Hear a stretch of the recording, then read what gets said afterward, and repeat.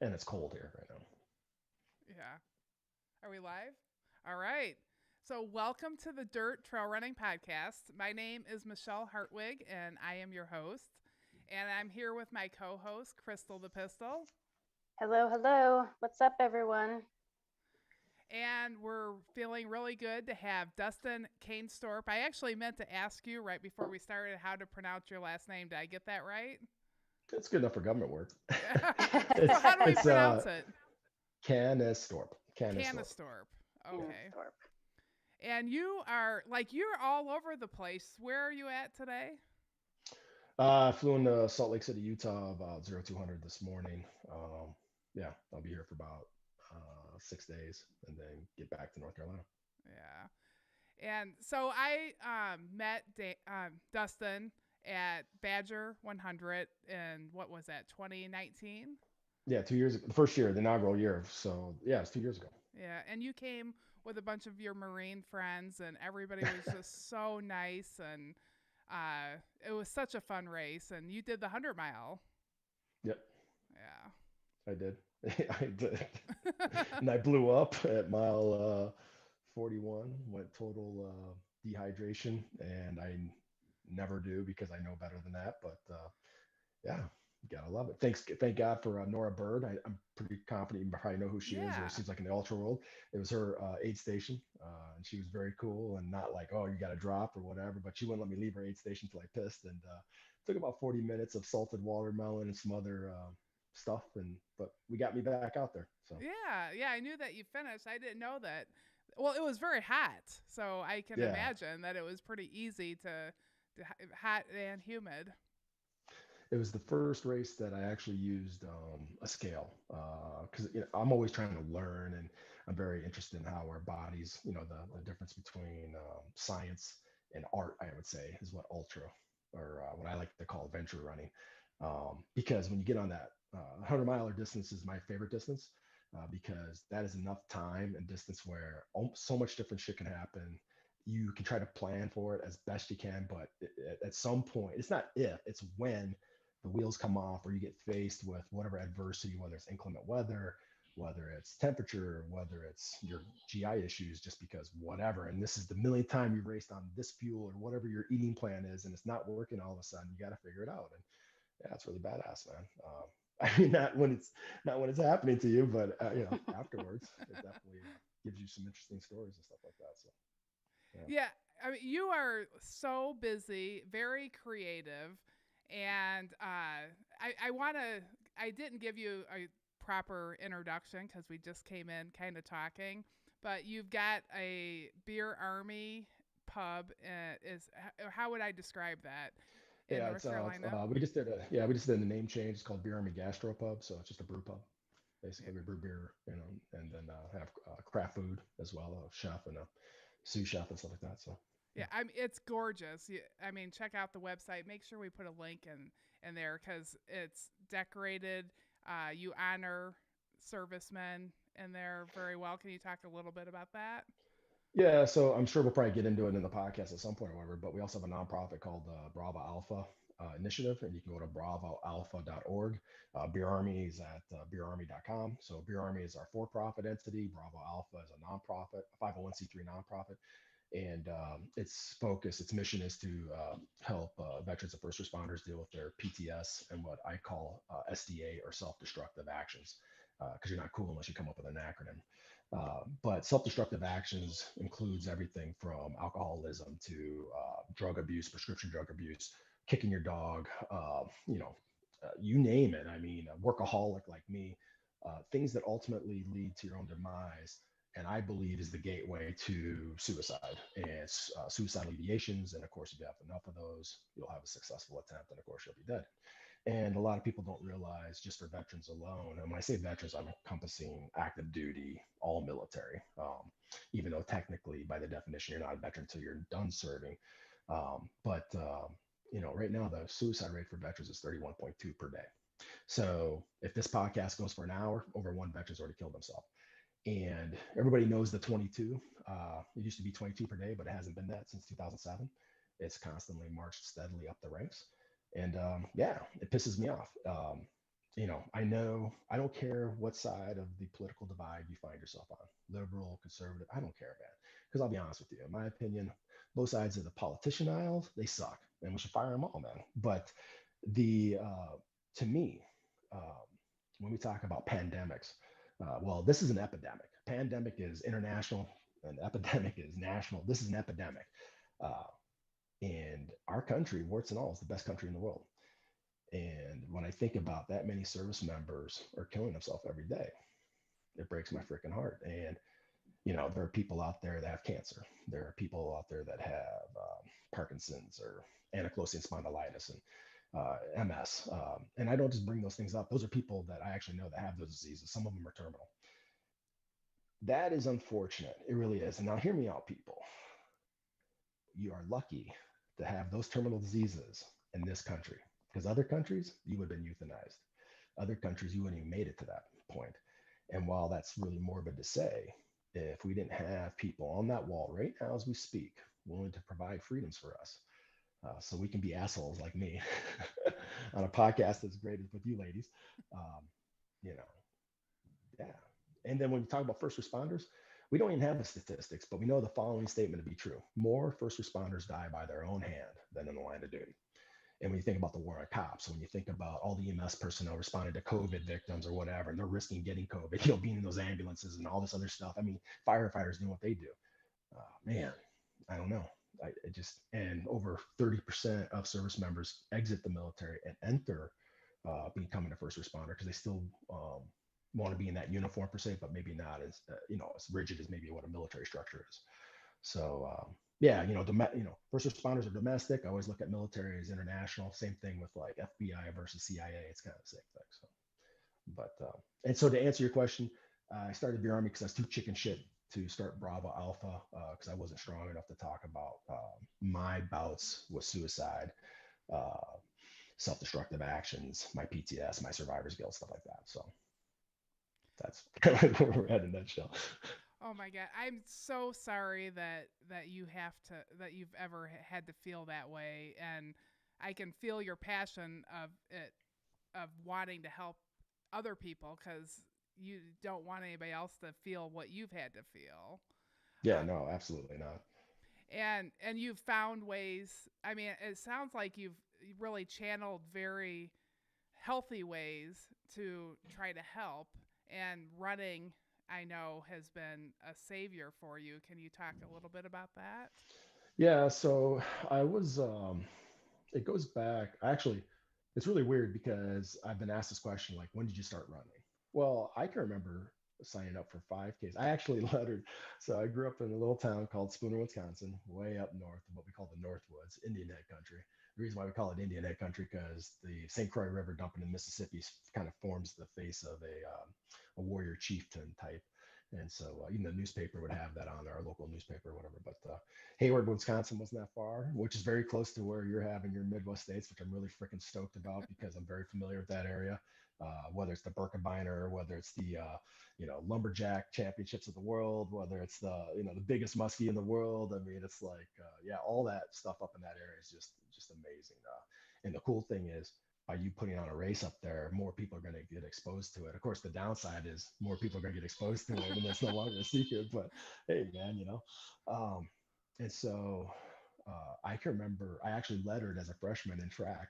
I played football too. I played hockey. I grew up playing hockey, was my main sport. But um, yeah, I made as a freshman, I could make the senior team, and ironically, it was the 1 mile, 2 mile because nobody else wanted to fucking do it. So it's like all you had to do was be willing to run farther than anybody else, right? Just do it faster, right? So, and then I can remember entering 5Ks and 10Ks and stuff like that. I didn't run my first marathon. I did the Marine Corps Marathon 25th anniversary, would have been 2000, the year 2000. That was my first marathon. Um, and then when I came back for my last combat tour, it was December of '07. I lost a good friend uh, during that deployment, and I lost friends before and after him. So I don't know why he was so like instrumental. I think a lot of it has to do where we're at as human beings, in our lives or whatever. And at that point, I had about 16 years in the military.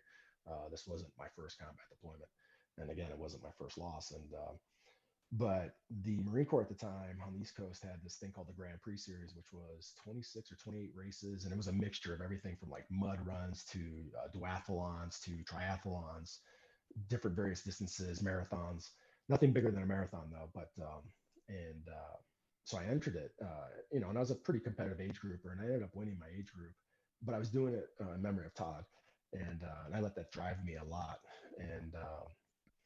and so from there with Beer Army, we use different graphic artists and stuff like that. And one of them is a lady named Jacqueline Hurd or Jackie Hurd, and she has her own website, jamhurd.com. I'll plug her. She does great stuff. She is an Air Force veteran. Her husband at the time was active duty Army. He just retired as an Army first sergeant a year or two ago. He was a race director for a little series called, well, I don't want to say little, but they had 6 or 7 strong races in the Fayetteville, Southern Pines. I guess as you're looking at the state of North Carolina, if you're not vaguely familiar, so it'd be kind of like central, eastern North Carolina, kind of like the 95 corridor, which is the main artery that runs north to south from Maine to Florida. And it was called Spur, the Southern Pines Ultra Race Series, I think. Don't quote me on that.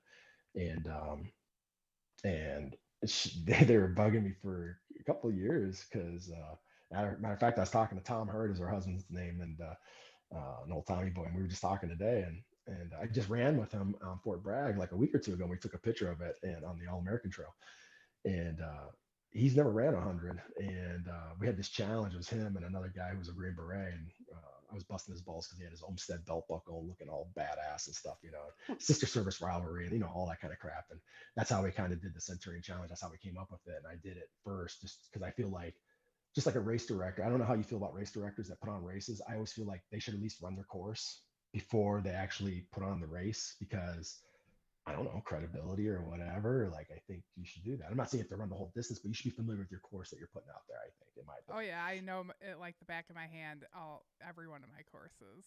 Yeah, but I mean, have you ever met a race director that maybe hasn't? Like, I actually met them a couple times. And I always ask them, like, well, don't you think you should know, like, what your course is consists of or made of? Or, and I'm always blown away because Yeah. I don't know if it's a money grab, because I don't think, especially talking to you and other people like you, like, like I'll tell anybody, you want to make money, don't get in the brewing business or whatever. Like, you it's, I'm sure it's cutthroat, right? You have to have a passion for it, I Yeah. believe.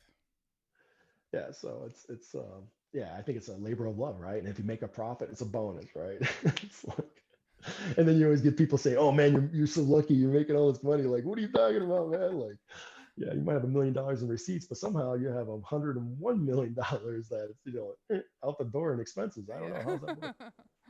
But and so just he was doing a 50K that week called Raven Rock State Park. It was Raven Rock 50K, but they had a 25K option. And Jackie was just busting my balls, like, you should come run one of our races. I'm like, I was the guy who's always like, you guys are fucking idiots if you're running, those kinds of distances. There's no reason to be doing those kind of distances. Now, by this time, I had been out of the Marine Corps, retired at least a year or two, and I was searching, man. I was searching for my tribe, I would call it, searching. And the craft beer world provided that for the longest time too, because I founded Beer Army back in 2008. So at this point, Beer Army is 7, 8 years old. Um, but I don't want to say it was losing its luster as much as the craft beer world was changing too. And it wasn't, what's the word I'm looking for? So copacetic, I guess, or a family type thing. It was getting more competitive, um, and so I was looking for something. And then, I hadn't been running a whole lot, but I was like, 25K, that's like about, like a little bit more than a half marathon. I could go bust that out. And so I did. And it was an ass kicker, but I had a great time. And just meeting the people that I met, I instantly identified my tribe. And when I say tribe, I think, I don't know, maybe you all have different words for it, but it's that group. It's that sense of belonging, that sense of these people get me. These people accept me, warts and all.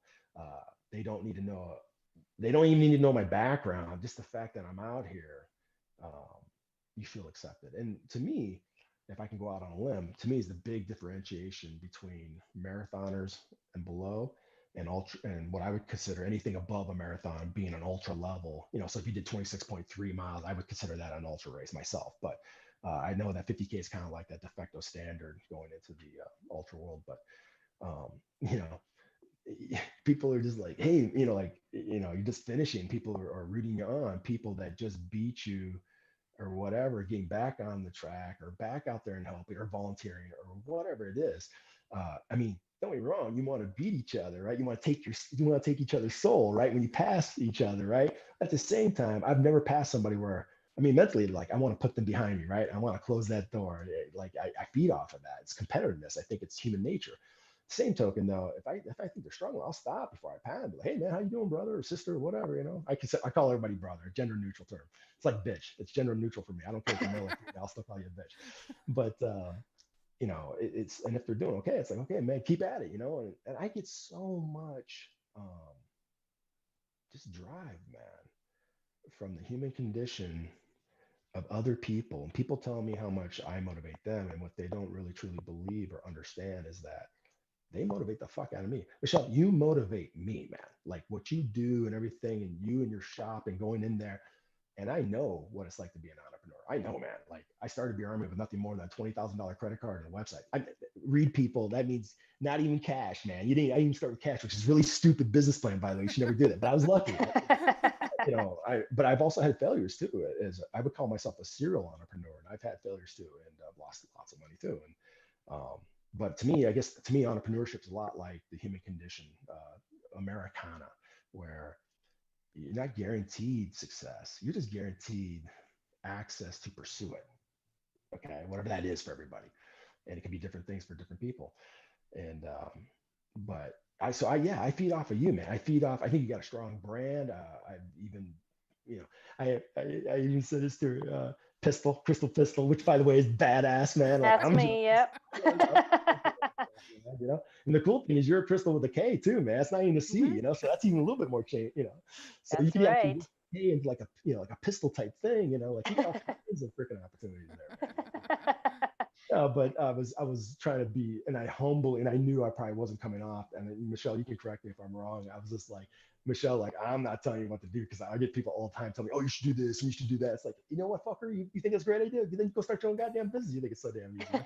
But I really think she has a strong brand and a passion, and I was just throwing some things out there or whatever. And Well, then I she's want like, to show oh, you real quick something that I did do that because so I listened to every single word you said.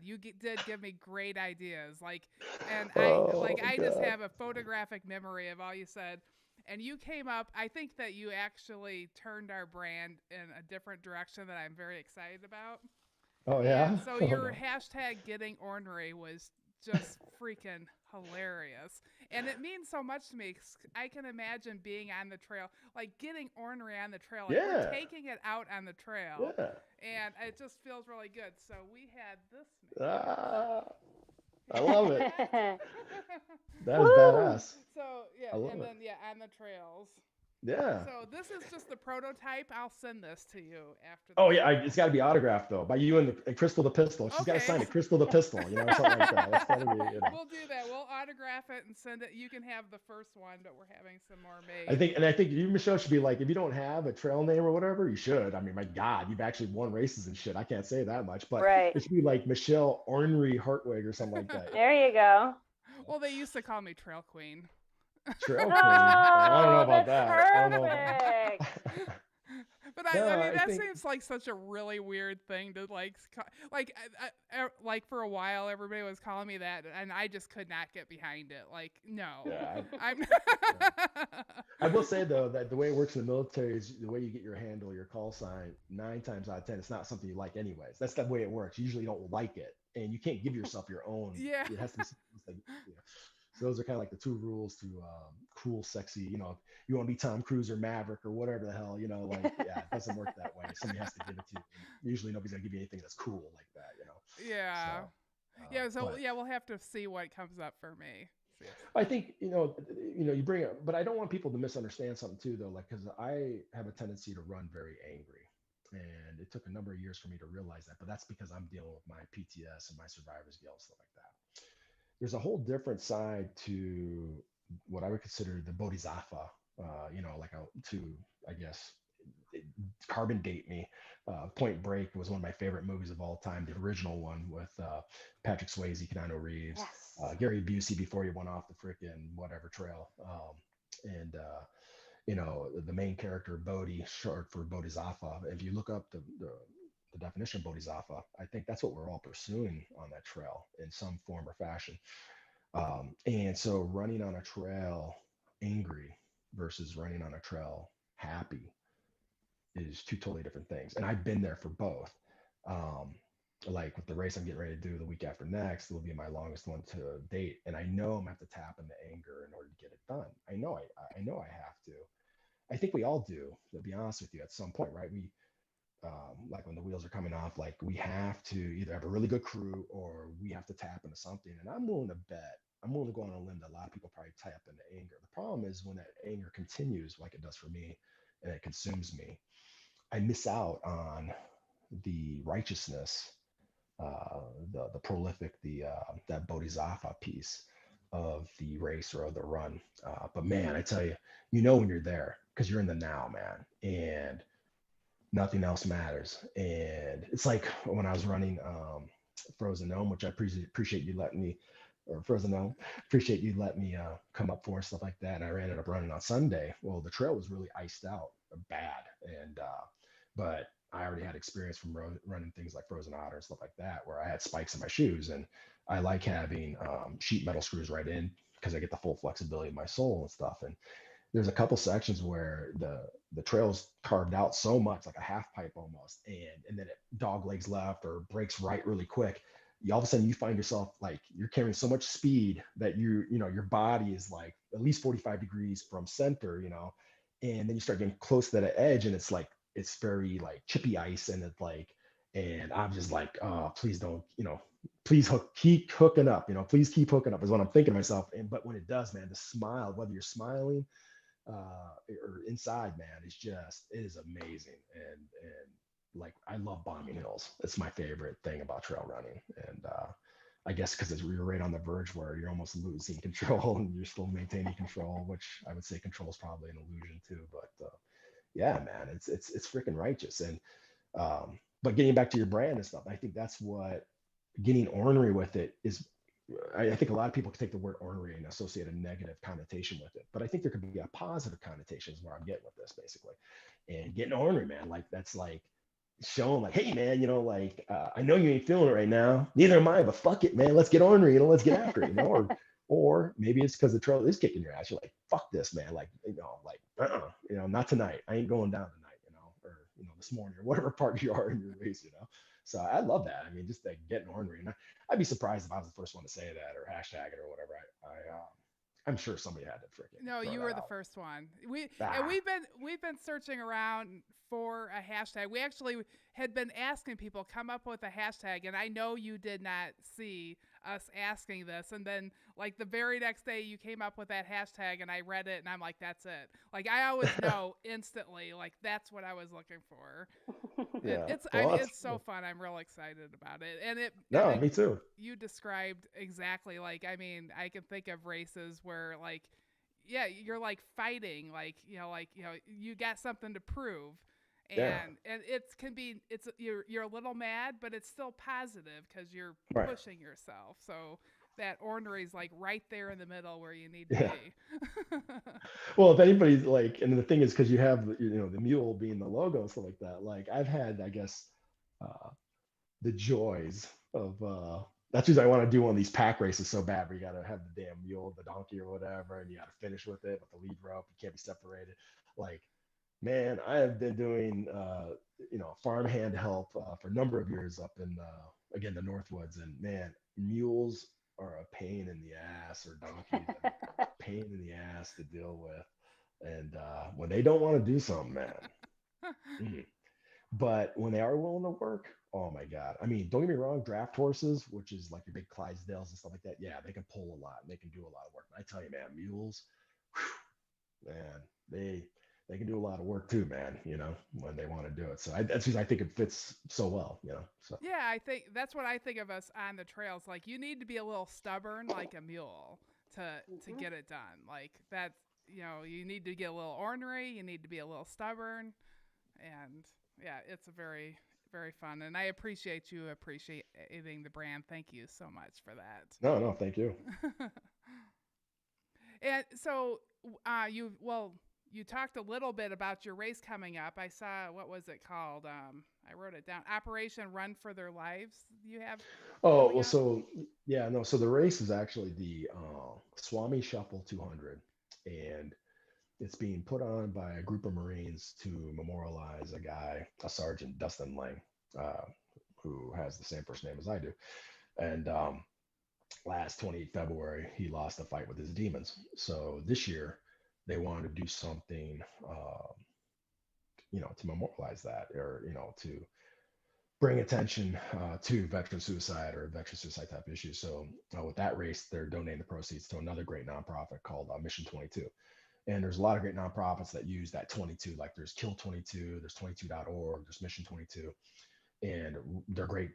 Again, great organizations, similar to like Bravo Alpha Initiative, which is the nonprofit that I run for, or try to raise money for.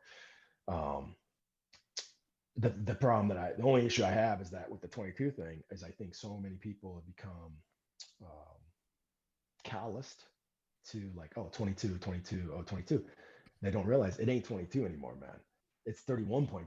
And to me, there's a big difference between 31.2 and 22. Now, I'm not telling these organizations need to change their name. I'm not, but it's like, I think so many people get stuck in their head like, oh, it's 22 are killing a day, and it almost becomes to a point like, okay, well, it's still 22. Wait, hold on a minute. If 5 kids were dying from school lunches every year, or every day, holy shit, man. I don't know if you remember, like a year and a half ago, wherever it was, we had what was it, outbreak of something out by Long Beach, and they tracked it back to UCLA, and I can't remember what the hell disease it was, but like they put a dragnet on that, and within like 72 hours, they freaking found ground zero, some movie theater, like holy shit. Like, but if kids, 5 kids a day were dying of school lunches, that my God, heads would roll. Three kids, I mean, holy cow, man. We got, so let's say if it was 22, let's say it was 15 veterans, let's say it's 10. Is that acceptable? I don't know. Not in my eye, not, not in my world today, man. Um, is it acceptable for 10 of any people, of any group, of any organization to die needlessly? Of course not. It's just that I'm sorry. Like, if you love what this country provides for you and stuff like that, there's nobody more important in my eyes than veterans and first responders. Period. I'll have that argument with anybody, anytime, anywhere, man. I'll be more than happy to give your listeners or viewers my personal phone number, and I'll have that argument, man. You cannot argue with me that there's any other group of people that are more important in this world.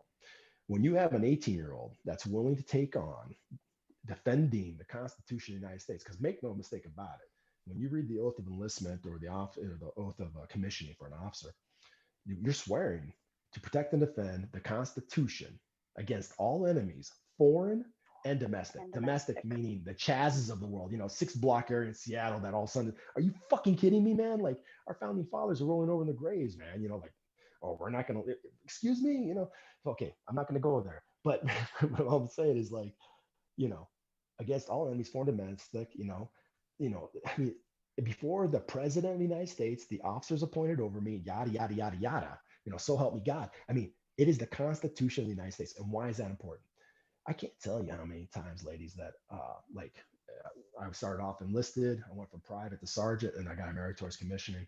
The Marine Corps went to from second lieutenant up to major, and I retired as a major. Nothing mind blowing about that. The meritorious commissioning is pretty significant because that's MCP is something very few and far between. I'm not trying to toot my own horn. I'm just saying what it is. I worked really, really hard to get there, and I was also very lucky. And I got that not on my own right. I got that on really the coattails of my Marines. I was lucky enough to have people better than me, and I was smart enough, I guess, or maybe lucky enough to surround myself with people better than me. And I think that's what really made it for me. Or my Marine Corps career, anyways, as successful as it was. But yeah, it's I had to give the oath of enlistment every single time somebody re-enlisted. I have to give the oath of enlistment every single time somebody what they call re-enlisted every 4 years or however many years that their contract was good. And I would say, hey, stud, have you ever read the Constitution of the United States? And they're like, well, no, sir. Why would I? I'm like, well, no, not all the preambles and shit, or not all the amendments, but just like the preamble, the Declaration. Like, it's a pretty fast read. I mean, I carry a copy with me in my bag. I've given it out many, many times. And And they're like, well, no, sir, why the hell should I do that? And it's like, well, I don't know, stud. I mean, you're only giving, you're saying you're willing to die for it before anything else. You're willing to die for this piece of paper. Now, don't get me wrong. There have been some great pieces of legislation, great instruments like the Magna Carta, and I'm trying to I'm trying to think of some really great documents that our founding fathers pulled uh, inspiration from, and to write this document. And you know, the preamble itself is just amazing in its own right. And people, especially if you're in the military, the reason why it's so important is because if somebody asks you or orders you to do an illegal order, then illegal order is anything that violates the Constitution of the United States. Here's the problem. I learned very, very quickly when an organization wants you to do something right, they ask you for your integrity. But when an institution asks you to do something wrong, they're asking for your loyalty. And that's one of the reasons why I ended up getting out, because my loyalty was just asked too much of me during my last combat tour. And even to this day, uh, I deal with the what I call MAD theory, which is moral atonement disruption theory. And that's something I pulled out of my ass because I liked how the words went and everything else. But it really is just this where we can't seem to resolve our conflict with our Western ideals of right and wrong with what we have done downrange, uh, or what was asked of us. And it doesn't fit into neat, orderly boxes. And the one thing that I would say about the United States compared to all the other countries is that we have a very clear view of right and wrong. Good guys wear white hats and bad guys wear black hats, but overseas, there is no black and white. It's all shades of gray. Everything can be justified to literally any point, because most people are just fighting to survive, man. They don't have running water. They don't have electricity. They don't even have, they have dirt floors if they're lucky to even have a mud hut, and we don't know what that's like. We don't know what that experience is. To not know where your next gallon of clean water is coming from, or your next meal is going to come from.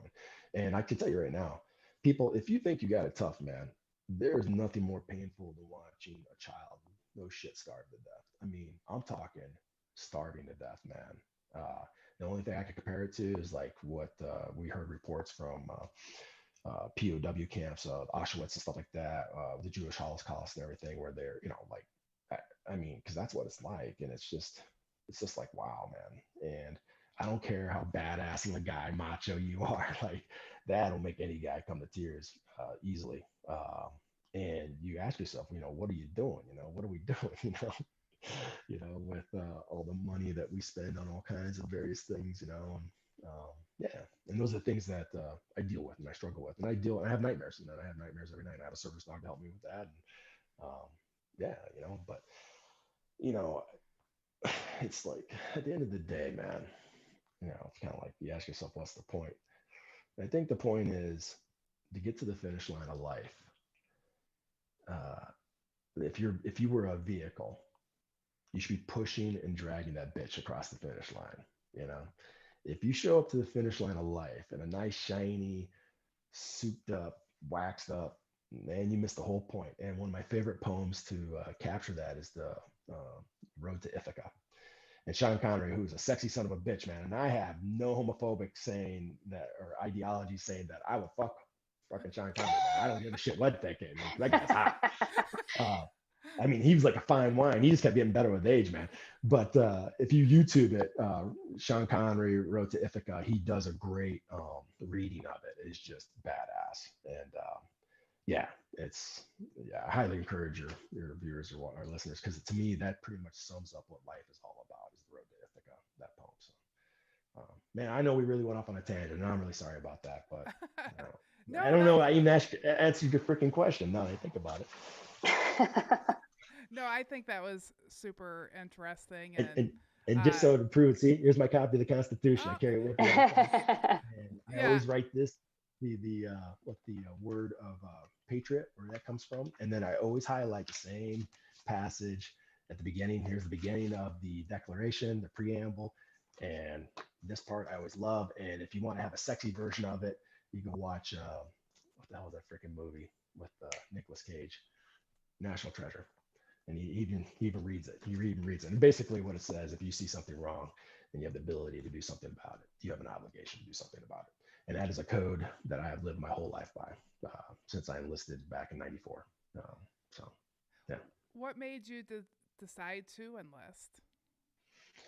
Um, well, I came up poor. I didn't have a lot of opportunities. Spooner, Wisconsin, at the time, I think our population was about 2,200 people. I think we had one or two traffic lights at the time. Um, college, unless I was going to go into a lot of student debt, is the only way it was going to work.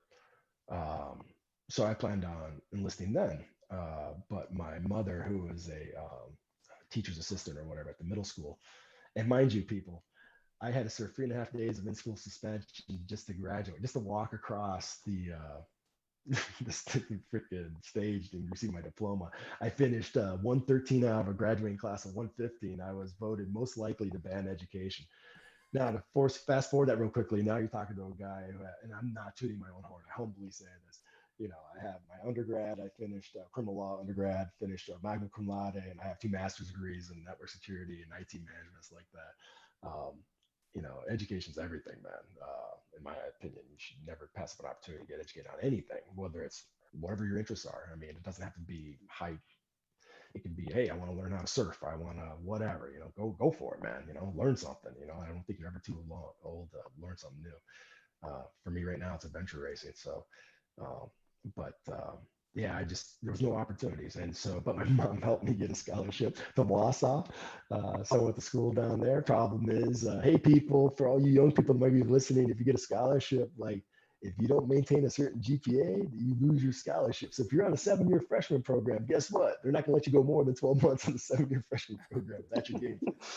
And so I lost my scholarship. And so then when I dropped out, I was going to enlist then. And then a buddy of mine talked me out of it. And there was a meat plant, a butcher, basically out in Edgar, which is a small town just outside Wausau.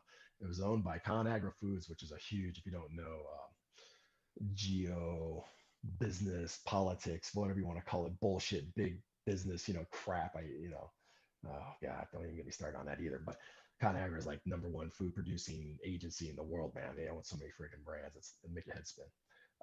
But he got me a job there. I started as an apprentice butcher, worked my way up to journeyman status. I was making like 10.25 an hour. People back in the day when minimum wage was 3.85, 10.25 was like, holy shit, man. You're making some serious coin, man. Especially way the hell up there in Wausau, Edgar area is not as, I wouldn't consider northern. I consider it more central Wisconsin, but still.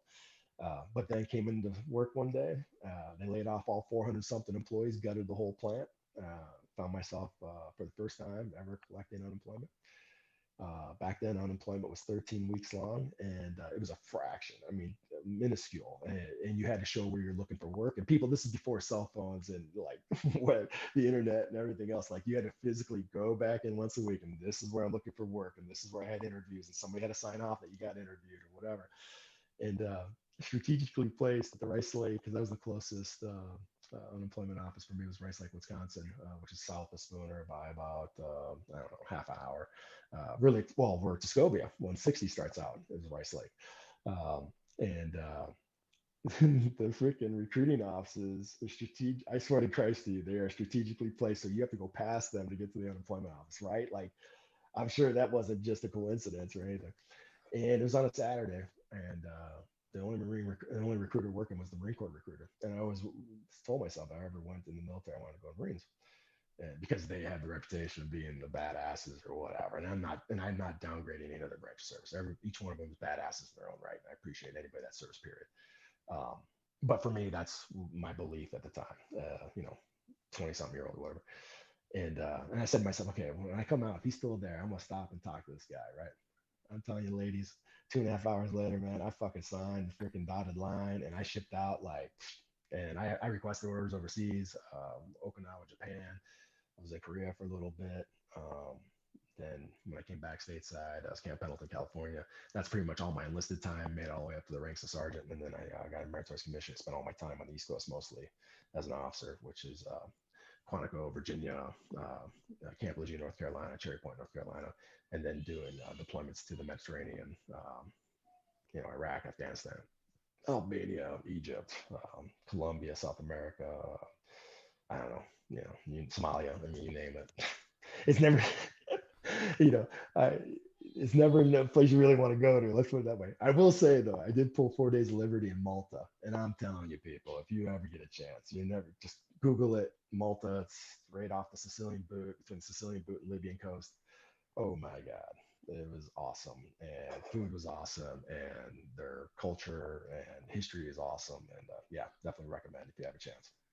So Crystal's over there Googling Malta right now, it looks like. Nah, I might Malta's be, badass. maybe. I need to get a computer sitting here so I can be Googling what the guests are talking about. That's why she's the pistol, man. She's just shooting from the hip, man. That's right. I'm writing stuff down, Googling over here. I got it. Got it going on. Fact checker. Fact checker. Well, I mean, thank you so much for your service. If we haven't already said it, I mean, all military, like you said, it's uh, my dad is a Marine, and he spent time at Pendleton. Uh, and I was born actually when he was going overseas on a boat, and he's, it's still very big in his heart, and it's big in my heart, and I really appreciate all of you guys. The thing that's crazy is that when you say that to me, it feels weird because I don't feel like I'm always thinking like your dad. Like I'd love to meet him and thank him because being a Vietnam veteran stuff like that. Like I have a very soft spot in my heart for those guys because those guys were shit on big time. Uh, I felt so guilty when I came back from it was either Afghanistan or Iraq or one of the times, and they lined up and we all had to fly through Atlanta, and they were just lined up all the what the hell was it called? The motorcycle Vietnam Rolling Thunder, I think it is, or something Hmm. like that. Like there's a whole bunch of them. That's I don't know if it's a motorcycle club or what, but I should know this. I have a Harley, and I've done plenty of motorcycle rallies, but I'm what they would call a fair weather rider now, though, so I'm not hardcore enough. But they were all there, like saluting us and just everything else. And I remember saying one guy was just shaking my hand. I was like, "Man," I said, "Brother, you should be on this side of of the divide of this what the hell you call it, the damn rope stanchion." And he's like, "No, man." He goes, "This is your time," And I was like, and it just pisses me off because it's like my biological father was a Vietnam vet, and didn't really know him, and destroyed him, destroyed uh, my mom, and they just really got shit on, man. And it breaks my heart that our country ever did that to them, especially because you're talking about most of them were drafted. We're an all volunteer force, so it's a whole nother thing. And so when I see young people again, I know I was alluding to this earlier, like when they're saying that I do solemnly swear, whether they realize it or not, they might be doing it for college benefits, they might be doing it for medical, benefits, food, housing allowance. I don't know what their reason is. They're naive. Here's a newsflash for you: you have to be, because if you know what you're signing up for, there's no fucking way. When people say that I'm lucky because I have a retirement stuff like that. First of all, I will admit that the military retirement system is one of the most generous that you will find. It probably is the most generous, but not when you compare it apples to apples. It's not. When you see like anybody could have done what I've done, do 20 years, 25 years, 30 years, whatever you want to do. When you see what you got to do for that, no fucking way. Uh, my wife, I remember the day I retired, and she was excited because she said, you know, she's like, "Are you excited?" I was putting on my uniform for the last time, and I said, yeah, I'm excited. She goes, "Well, I'm excited." And I said, "Oh yeah, why are you excited?" She goes, "Well, I finally get you all to myself." And I said, "You've always had me all yourself." She's like, "No, I've only had you for 14 years, whatever." She read it all off. I was gone, ladies, for over 5 years of my 20 something year career. Now, let's put that in perspective for a minute. That's 6 hours of every day. That is 2.5 days of every week. That is 3 months out of every year. I mean, it's like, holy shit, man, to be gone, missing birthdays and holidays and anniversaries and whatever, man. I mean, that's what I'm saying. You have to be naive to sign up for that and so when when somebody like you thanks me for my service, I feel guilty because I get a retirement check, and so it's like I'm eating the Indians' provisions but not going out on the hunt, if that makes sense. And I feel guilty about it. There's times that I feel really guilty, and then I have to correct myself, like, "Hey, whoa, like you did like you did more than your fair share of time." And but it's weird how we think like that. And I guarantee your dad thinks like that too. Like it's just, and then the fact that he's a Marine, like there is something, and again, not bashing on other sister services. it's just Marines, man. Like we smell each other out. Like we just like now that I've been out for a while, it's like we can look each like, oh yeah, you might, and it's like, hey man, what'd you serve? You know, like, and you're not even wearing any Marine Corps crap. You know what I mean? Like it's like no Eagle Globe and Acre, nothing like that. No Scarlet and Gold. I mean, it's like you can just tell. You can just tell, man. And yeah, it's pretty cool. And the thing is, somebody like your dad and I haven't even met the man. There's decades of difference between us, but we consider ourselves a brotherhood to include the women Marines too. I mean, we again, it's brotherhood, gender neutral, and it's like there's just this. It's a tribe within a tribe. I guess is the best way to express it. So yeah, man. And that painting, I'm telling you right now, Crystal the Pistol, have you seen the painting that her dad did of the freaking mule, man? Like that shit Mm-hmm. needs to go on a shirt, a sticker, whatever. Like I would make that the primary logo and everything else a secondary logo or supporting logo because like that is badass. I'm telling Oh you right yeah, I've seen it. It's now. Hashtag great. badass. Yep, It is. absolutely. Wow. He I mean, does I a took a lot of picture great of it. work. He paints so much cool stuff.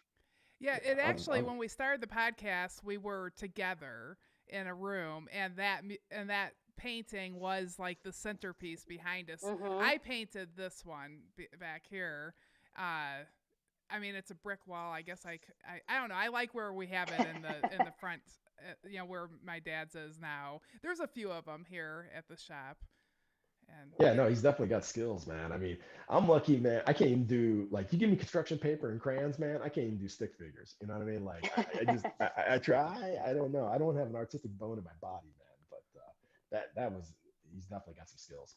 yeah, I forget. That reminds me, I forgot. I was gonna send you. He does a lot of military painting too for absolutely every and first responders. Like he know like you can't even imagine every single square foot of all of his walls at his house is paintings, and he won't sell them. He will give them No, away. People want to buy them all the time, but he just like they're really important to him. They might be a therapy for him, like yeah, you probably. and running. Yeah, And yeah, and it was tough for the Vietnam veterans. He came home and he wasn't a hero to a lot of people. He was to he's a hero to me, me, man. Yeah, but it was really tough, and he didn't really talk about the military. Like I knew it was something deep down, like it bothered me, but he didn't talk about it. I mean, I don't know. It was really tough on them, but he does well. He was successful. I think he came out of it better, than some people did, but it wasn't easy. well, I mean, not to take anything away from him, but I'm willing to bet he has his, he has his up days and he has his down days. Yeah. The problem is when we're having our down days, and I'll be honest with you, today, yesterday, the day before has been pretty down for me, and I don't really want to go into it why, but I'm battling it out with my demons, man. And the thing is, people who know me really well. They can detect it. I mean, even people that I'm only like what I call Facebook friends with, where you just you really don't know, but they know you, and when you have a certain rapport, and then all of a sudden you break contact, and you're not. It's like, hey, man, they just pick up on it, and other veterans really pick up on it, and they can just smell it out like chum in the water. Like a shark, and it's like, okay, dude, what's up? And that's what you need is you need somebody to press the attack on you. Then, like, dude, what's going on? Or, hey, girl, what's going on with you? What's because whatever the hell is whatever's going through your head right now is the lie. That's the lie. And the problem is if that shit's left unchecked, I truly believe that's how we're getting up to 31.2 a day. Like, we need. There's probably many times when people are like, oh, like maybe with me, Dustin's going through some shit, or Kane or Delta Kane or whatever, he's going through some shit, or like, and it's like I should just leave him alone. It's like, no, that's when you're like, hey man, what's going on, man? Like, because that's where I'm ashamed to say, I've had those moments when I've had, I mean, truth be told, I almost ended my life at the age of 45, at the end of 45. And I don't know, even in doing that, this is how fucked up it is, ladies. As a Marine, like we take huge amount of pride and taking care of our weapons, taking care of our equipment, because we're hard on our equipment and we're hard on our weapons, and we know if we take care of them, when the time comes, they're going to take care of us. And we believe in muscle memory and repeating, and slow is smooth and smooth is fast. And you know, and I remember I was like, I gotta have a count. I gotta have a count. It's like one, two, three. It's kind of like when you're going across the parade deck. There's this big bass drum that's dum dum dum dum dum dum dum dum dum, and your left heel is always striking on the main. Boom, boom. It's like that. So it's like, and I remember I got right there, and it's like one smooth motion. And as I'm getting ready to squeeze the trigger, it's just like something happened. I just couldn't do it. And in that moment, I was so ashamed of myself that I was like, I'm not even disciplined enough. I'm not even good enough to be a Marine. I'm not even disciplined enough to follow through on this. That's how fucked up this is, right? And I truly believe that when people in that moment, when they do commit suicide, or they're attempting to, I don't think they're. I think they're temporarily insane. Not to disrespect anybody who has maybe and be like, oh, I'm gonna. But I do, because you're not thinking clearly. Because if somebody was there to intervene, uh, and like remind you, like, you wouldn't do it. I'm telling you right now, like, I've read so many studies on suicide. Like, I read the annual report every year. I go through it with a fine tooth comb, the one that comes out from the Veterans Administration. And I've read different other things, like people who have committed suicide off the Brooklyn Bridge, Golden Gate Bridge. There's actually one or two people have actually survived attempting that, which is crazy in its own right. But the people that did, they said the minute that they did, they regret, like, like, oh my God, like, but it's too late, and I'm willing to bet that's probably the same. But when you deal, like I deal with nightmares every freaking night, pretty much. Sometimes I go for a couple days, but and I have a service dog to help train to help me with those issues, or I have to take shitload of sleep meds to kind of like cut that out, man. It's You don't get any restful sleep, and if you don't get any restful sleep, like I'm sure both you ladies know as athletes, like we can't recover. Well, even if you're not an athlete, man, just dealing with the what life brings you, man, it wears you down. And whether you have kids or you don't have kids, just trying to live life, even if you're totally not married to anybody, you have no responsibilities. Lucky you, mind you. But um, life enough is enough to beat anybody down, especially in this crazy ass COVID world we're living in right now. Like you need restorative sleep, and without that, you start. I think you do go crazy, man. And or you don't have the mental acuity to deal with the fights. That when I say fights, I'm not saying you're trying to get into fights, but what I'm saying, ladies. It's just like those battles that come on, and we need people. So if you're watching this, I hope one thing that you take away or listening to this is like, if you're like, oh, I've been meaning to follow up on somebody and he's a veteran or they're a first responder, or you know what, they don't even need to be that. They just need a friend in your life or whatever, man. I mean, whatever's going on, you think maybe they might be there, man. Don't think it, act on it, get involved, ask them. I'd rather you be that asshole being too intrusive in their life, and you lose that friendship, because the thing is, we don't know how many people we save, because nobody's gonna be like, oh yeah, I didn't commit suicide because so and so did this or that, right? We only know how many successful attempts there are. Very rarely do we find out how many successful deterrents there were, and and I'm telling you, man, people I think downplay what they can do in this world. You have what I call the butterfly effect or the ripple effect. You have no idea 3 degrees of separation of how what you do maybe doesn't affect anybody immediately around you, but it affects somebody around them. 3 degrees of separation. Like, and that's everything, man. That is everything. So when people say like, or like even you, Michelle, being so nice and generous, saying whatever about me, like accolades, like, and I truly don't feel that they're worthy, but um, it's like, nah, man, I'm feeding off of you, dude, man. Like what you do inspires me to try harder, to be better. Uh, I mean, shit. Yeah. If I could be half as good as you, dude, I would at least came in the top 5 of a race by now. Let's put it that way. I think that you can.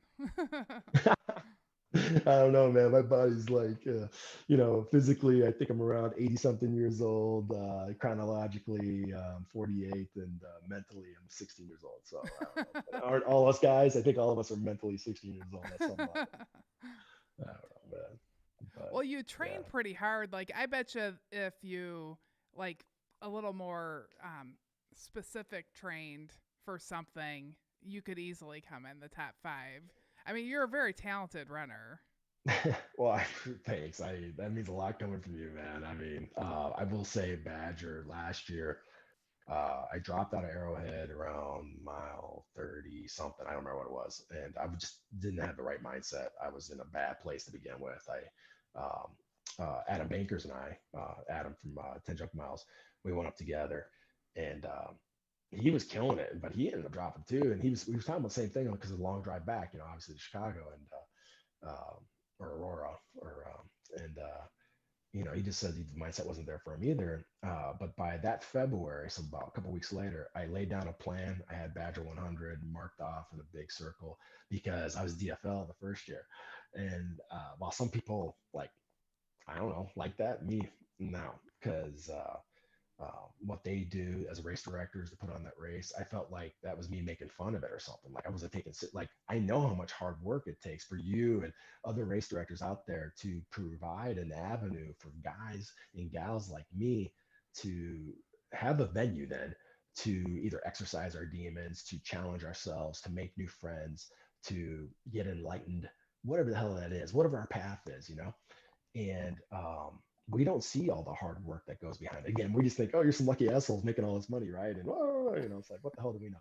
But you know, I wanted to show them that that year was a fluke, and then it shouldn't have happened like that. And so I trained really hard. My goal was to come in sub 20, and I've never come in sub 20 ever on a 100 miler. And I was like, I'm going to do it. And so out Eastern North Carolina, it gets very hot and humid. I always trained at the middle of the afternoon when it was the hottest and the worst because I knew that my blood cell count and like if it got hot again, I'd be prepared for it or humid or whatever. And then I started incorporating different techniques, everything from some walking or fast walking because of different muscle groups. Because I'll tell you, people think the Badger Trail, like, oh, that's easy. It's flat. It's fast. The problem is you're using the same goddamn muscle group over and over and over again, man. Like there's no terrain, at least with like doing the Ice Age Trail and stuff, which don't get me wrong, is an ass kicker.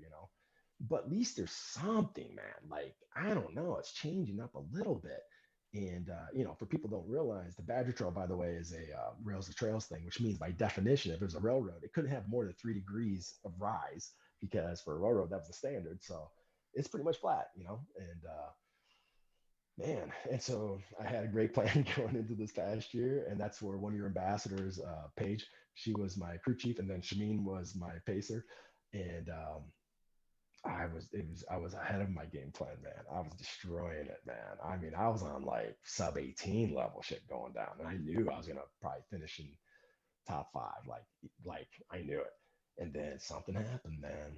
Coming back from, I must have been around mile 35 ish. I think I already did the turnaround at Dots, and I just like I'm feeling pretty good.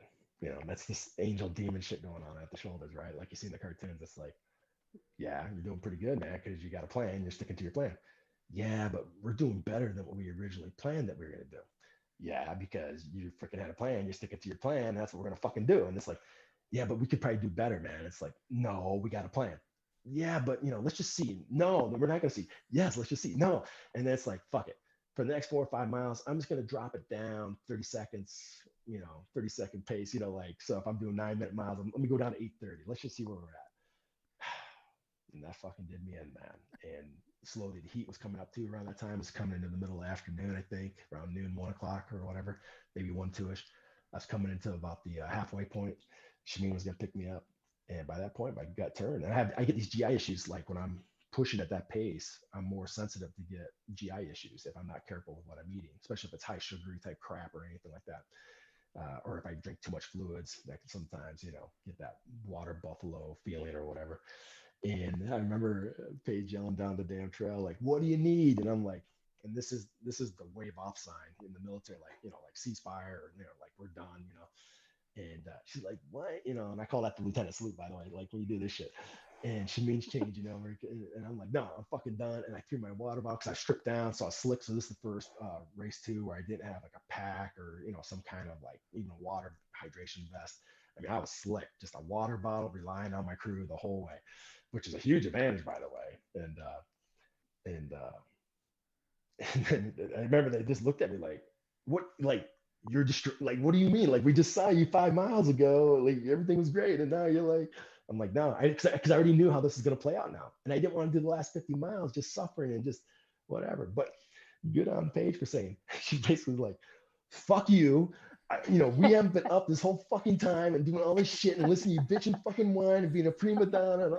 But by my defense, though, I warned them. I mean, I took them out to eat. I did custom shirts and jerseys and all because I knew. I said, listen, man. I said, I don't know if you guys want to crew me, man, because I can be, a handful. And they're like, no, everybody can be a handful. I said, no, I'm telling you, man, I can be a real handful. But they got me through it, man. And I didn't get I hate this saying, but it's so goddamn true. I didn't have the race I wanted. I got the race that I needed, you know.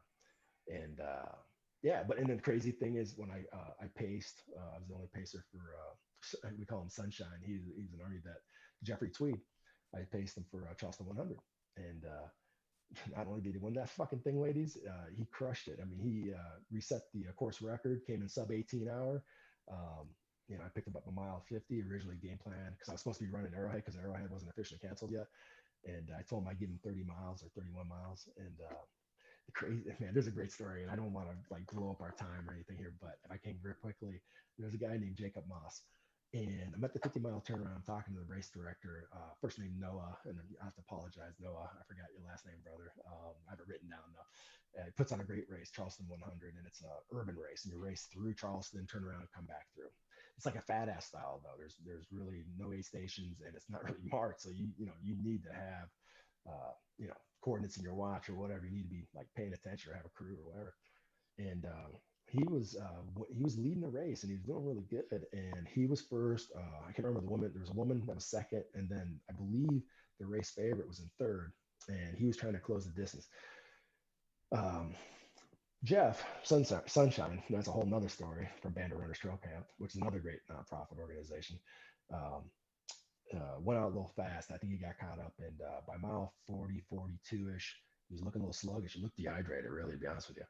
And I said, hey, man, I can tell you right now, you look dehydrated, bro. And of course, when you're the racer, you want to argue with your crew or whatever, right? Because like better in that condition. It's like doing math, right? Like 2 + 2 = 3. No, fuckhead, it equals 4. No, it doesn't. It's okay. You're on 50-mile or 70-mile legs. I'm telling you, I'm on 0-mile legs. I'm your crew. It's 4. But we'll argue, right? And so I convinced them. I had this Pedialyte Extreme that I got from my first go around with Badger, and this stuff tastes like shit, but it's like concentrated sweat. But man, it will course correct you in a heartbeat. If you are dehydrated, it will bring you back. And if you're not careful, you'll have sausage fingers like within the hour. So you gotta be careful. So I convinced them to eat something, take some of that, and I said, listen, I'm gonna go change over, and I'm gonna meet you at mile 50. He's like, no, I need you at 70. I need you to get me through the night. I said, listen, man. Because he didn't know it at the time. He had over an hour lead. By this point, it already dwindled down to about 30-minute lead or whatever. And I knew that if he gets past, like because I know, it feeds into that. And I don't want to have that happen. And I'm looking at it like, I might as well pick you up 50, which is the first opportunity to have your pacer take you to at least 80. Who knows? Maybe I can go farther. I don't know. I knew there were some spurs out and back. So my game plan was like, well, I'll just wait here for you so I don't put more miles on my legs while you go do that 4-mile out and back or 2-mile out and back or whatever. And so I convinced him he did. So I picked him up at 50. I'm taking a picture of Noah because I thought he put on a great race for the shit. I see this guy go by, a young man, and I'm thinking, I just read this article about Jacob Moss. And for those that don't know, he just made the 24-hour U.S. Olympic team or whatever. Like, this guy's pretty badass. He's like 4th overall for men. He did like some ridiculous thing, 167 miles in 24 hours or some shit. I don't know, man. Like, he's 23 or I think he's 23. I don't know. Ladies, if you're single, go after him. He's a good looking dude, man. Anyways, and so somebody's taking a picture, and I'm kind of like get Jacob Moss in the background because I'm not like one of these guys that's chasing around the Camille Herons of the world or whatever, trying to get pictures with them. But at the same time, there's an opportunity. Yeah, man, I'd love to get a picture with them. I got a picture with you, right, Michelle? I mean, now I gotta get Crystal the pistol because I don't want a picture with her, So it's like, yeah, man. I mean, you want to be able to say that, yeah, I met so and so or whatever, right? I mean, I don't think that's idolizing per se or whatever. It's not like I don't know, you're not trying to be a groupie or anything, but so after, and I said, excuse me, sir, and this guy turns around. Of course, he's at least 20 years my junior, but I call everybody sir, man. That's just the way it is because I'm a military guy. I said, "Are you Jacob Moss?" He goes, "Yeah." And I said, "Oh," I said, I thought that was you. I said, "Hey, listen," I said, "I know this is gonna sound gay as all hell." I said, "But can I get a picture with you, man?" He's like, "Yeah, sure, man." So we're taking a picture, and then I'm like, I said, "Well, I don't see a bib on you." I said, "Are you racing?" Or he's like, "No, no." He goes, "I'm pacing," and I was like, because I know he just made the freaking Olympic team. I'm thinking, Jesus, like if somebody is able to get an Olympic runner to pace, be their pacer, like who the fuck is this person, right? So I said, "Wow." I said, "Must be, like I don't know what they had to do, but to get an Olympic athlete to freaking be their pacer." He's like, "Oh, you know about that?" I said, "Yeah, dude." I said, "That's why I wanted a picture with you because I just read about it, you know." And he's like, "Yeah." He goes. I think he was saying something like it was an old like school, like elementary school friend or something, or he owed him one or something like that. I don't know. And I was like, "Oh," he's like, "Yeah, Payson." And he's like, "Yeah." He goes, "Right now he's trying to close down on second." He said, "Ultimately, he's trying to get to first place." He goes, "Right now, this guy named Jeffrey Tweed, I think it is, or something like that." I was like, "Oh, and I ain't saying shit, man, because like, and he's like, "Well, wait a minute." He goes, "I don't see a bib on you." He goes, "What do you do?" I said, "Well, no, I'm pacing too." And he's like, "Well, who you pacing?" I'm pacing Jeffrey Tweed, and he's like, "Oh shit, man, we're gonna be battling it out." And I'm just like, "I'm pretty sure, man. Like, if you're anywhere near us, like, there ain't gonna be no battle, man. Like, this is gonna be, you know." And so I remember picking up Sunshine, and we're heading out, and then all of a sudden I feel Jacob Moss go by me, and he was going by. And later I found out to go get his runner, which kind of pissed me off a little bit because I was thinking I wanted to call Noah out, like, "Hey, wasn't the rules that you can pick up a pacer for 50 miles, you know?" But he was going to get him, had to bring him back. So then I was thinking, well, fuck it. The Pacers got more miles on his legs, right? So that's kind of an advantage for us, right? But I'm thinking, yeah, but it's freaking Olympic athlete. What's an extra 8-9 miles? I don't think it means anything to him, right?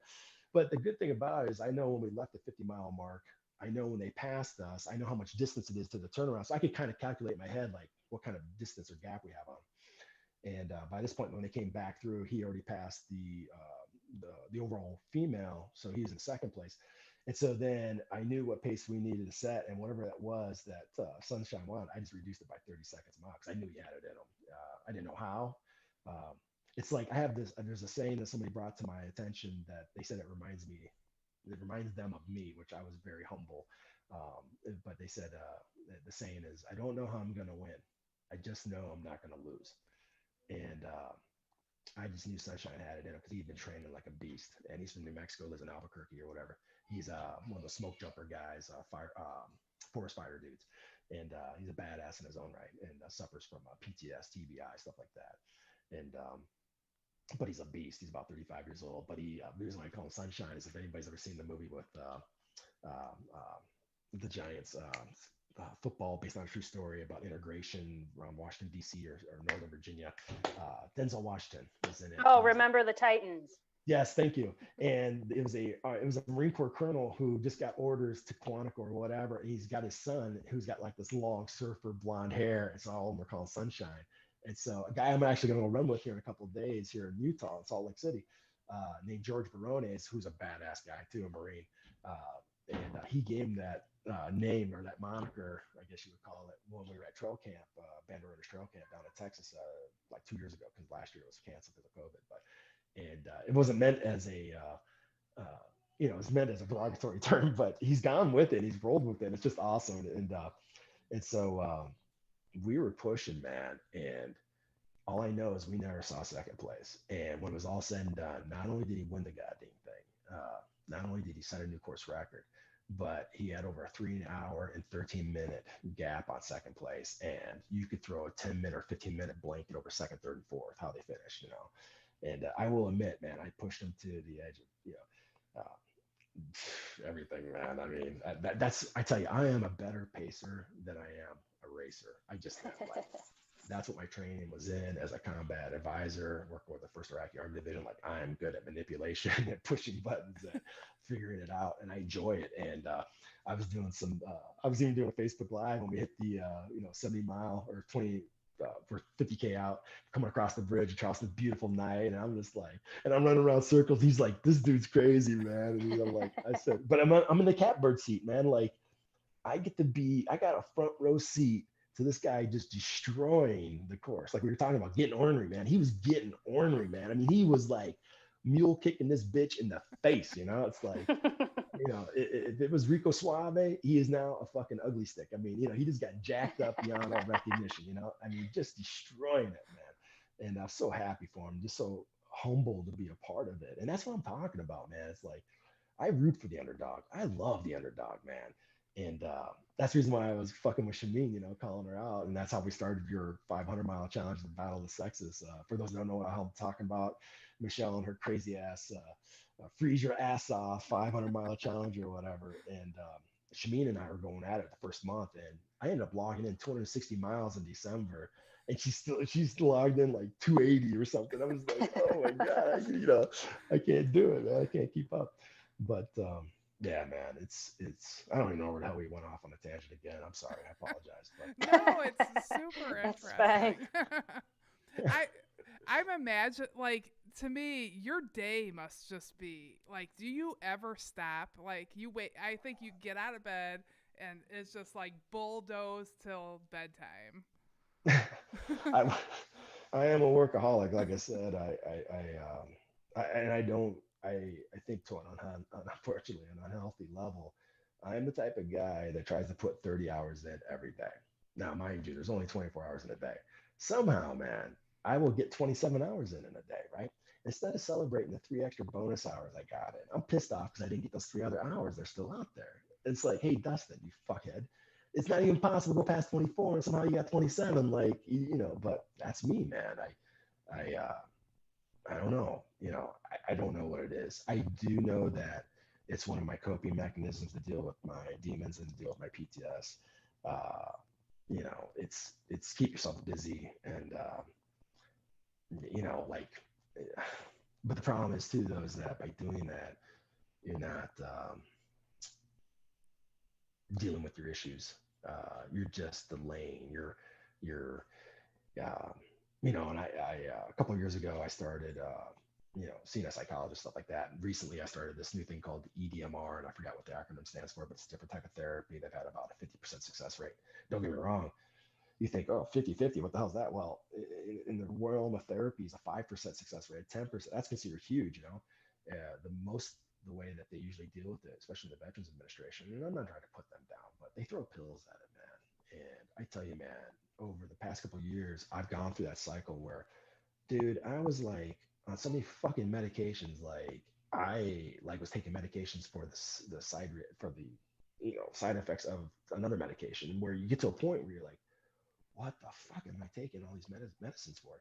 And the thing is, medicine, for the most part, don't be wrong, if you're chemically deficient in something, or not to pick on women or anything, because I think men go through it too, whether it's menopause or menopause, I think there might be some hormone replacement that might be needed or something like that. I think we all go through natural things. Now, you can curtail some of that by your eating, probably, I think. But I think some of it at the end of the day has to be supplemented.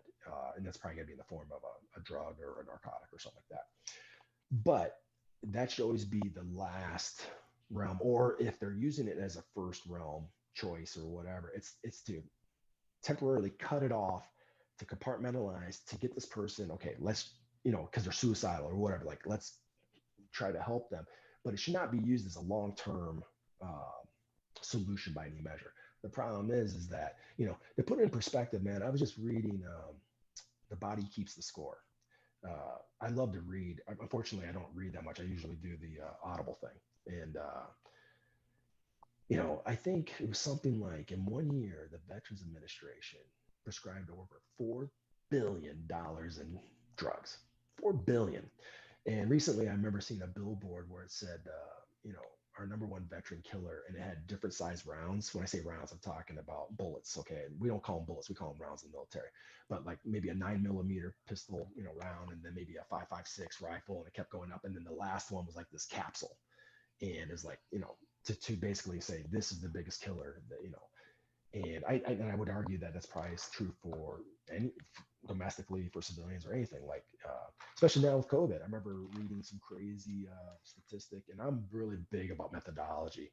So I'll dive into the methodology, how that statistics, because numbers can be manipulated to read anything, man. That's where you got to love lawyers and shit, right? They can take the same facts and they can totally turn it around to argue against, each other. And, you know, but it was talking about how people can't get Zoloft and other antidepressants right now.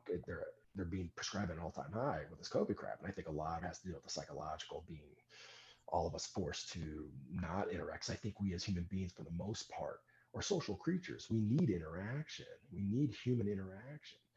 And don't get me wrong, there's only one group of people I've ever met that don't. They break the social norm. That's like your snipers, your scout snipers types, where they can be isolated for days on end. They're different. They are just on a different world. I almost, and I say this with all love and due respect, like they're inhuman because they are so like focused, objective, mission oriented. But if you, ladies, have you ever noticed, like, I don't know about you, what fads you were into in high school and shit? Like, we had everything from holy jeans to, I remember pinning your jeans or your cup, and so it's like skinny type thing to, I remember when, if your jeans sagged, you were called a sagger. That wasn't a cool thing. Then all of a sudden, showing your ass crack is a cool thing. Like, we go through all these crazy fads, right? I had a mohawk my senior year for homecoming. I dyed it red because we were the Spooner Railroaders, or Spooner Rails, and maroon was our color. But the thing I'm saying is, like, you ever notice how we as human beings, we want to be unique, we want to be individuals, right? But if we exercise our individuality too much, we get ostracized outside the group. And if that happens, then something unfortunately very devastating happens, where we don't get back to that.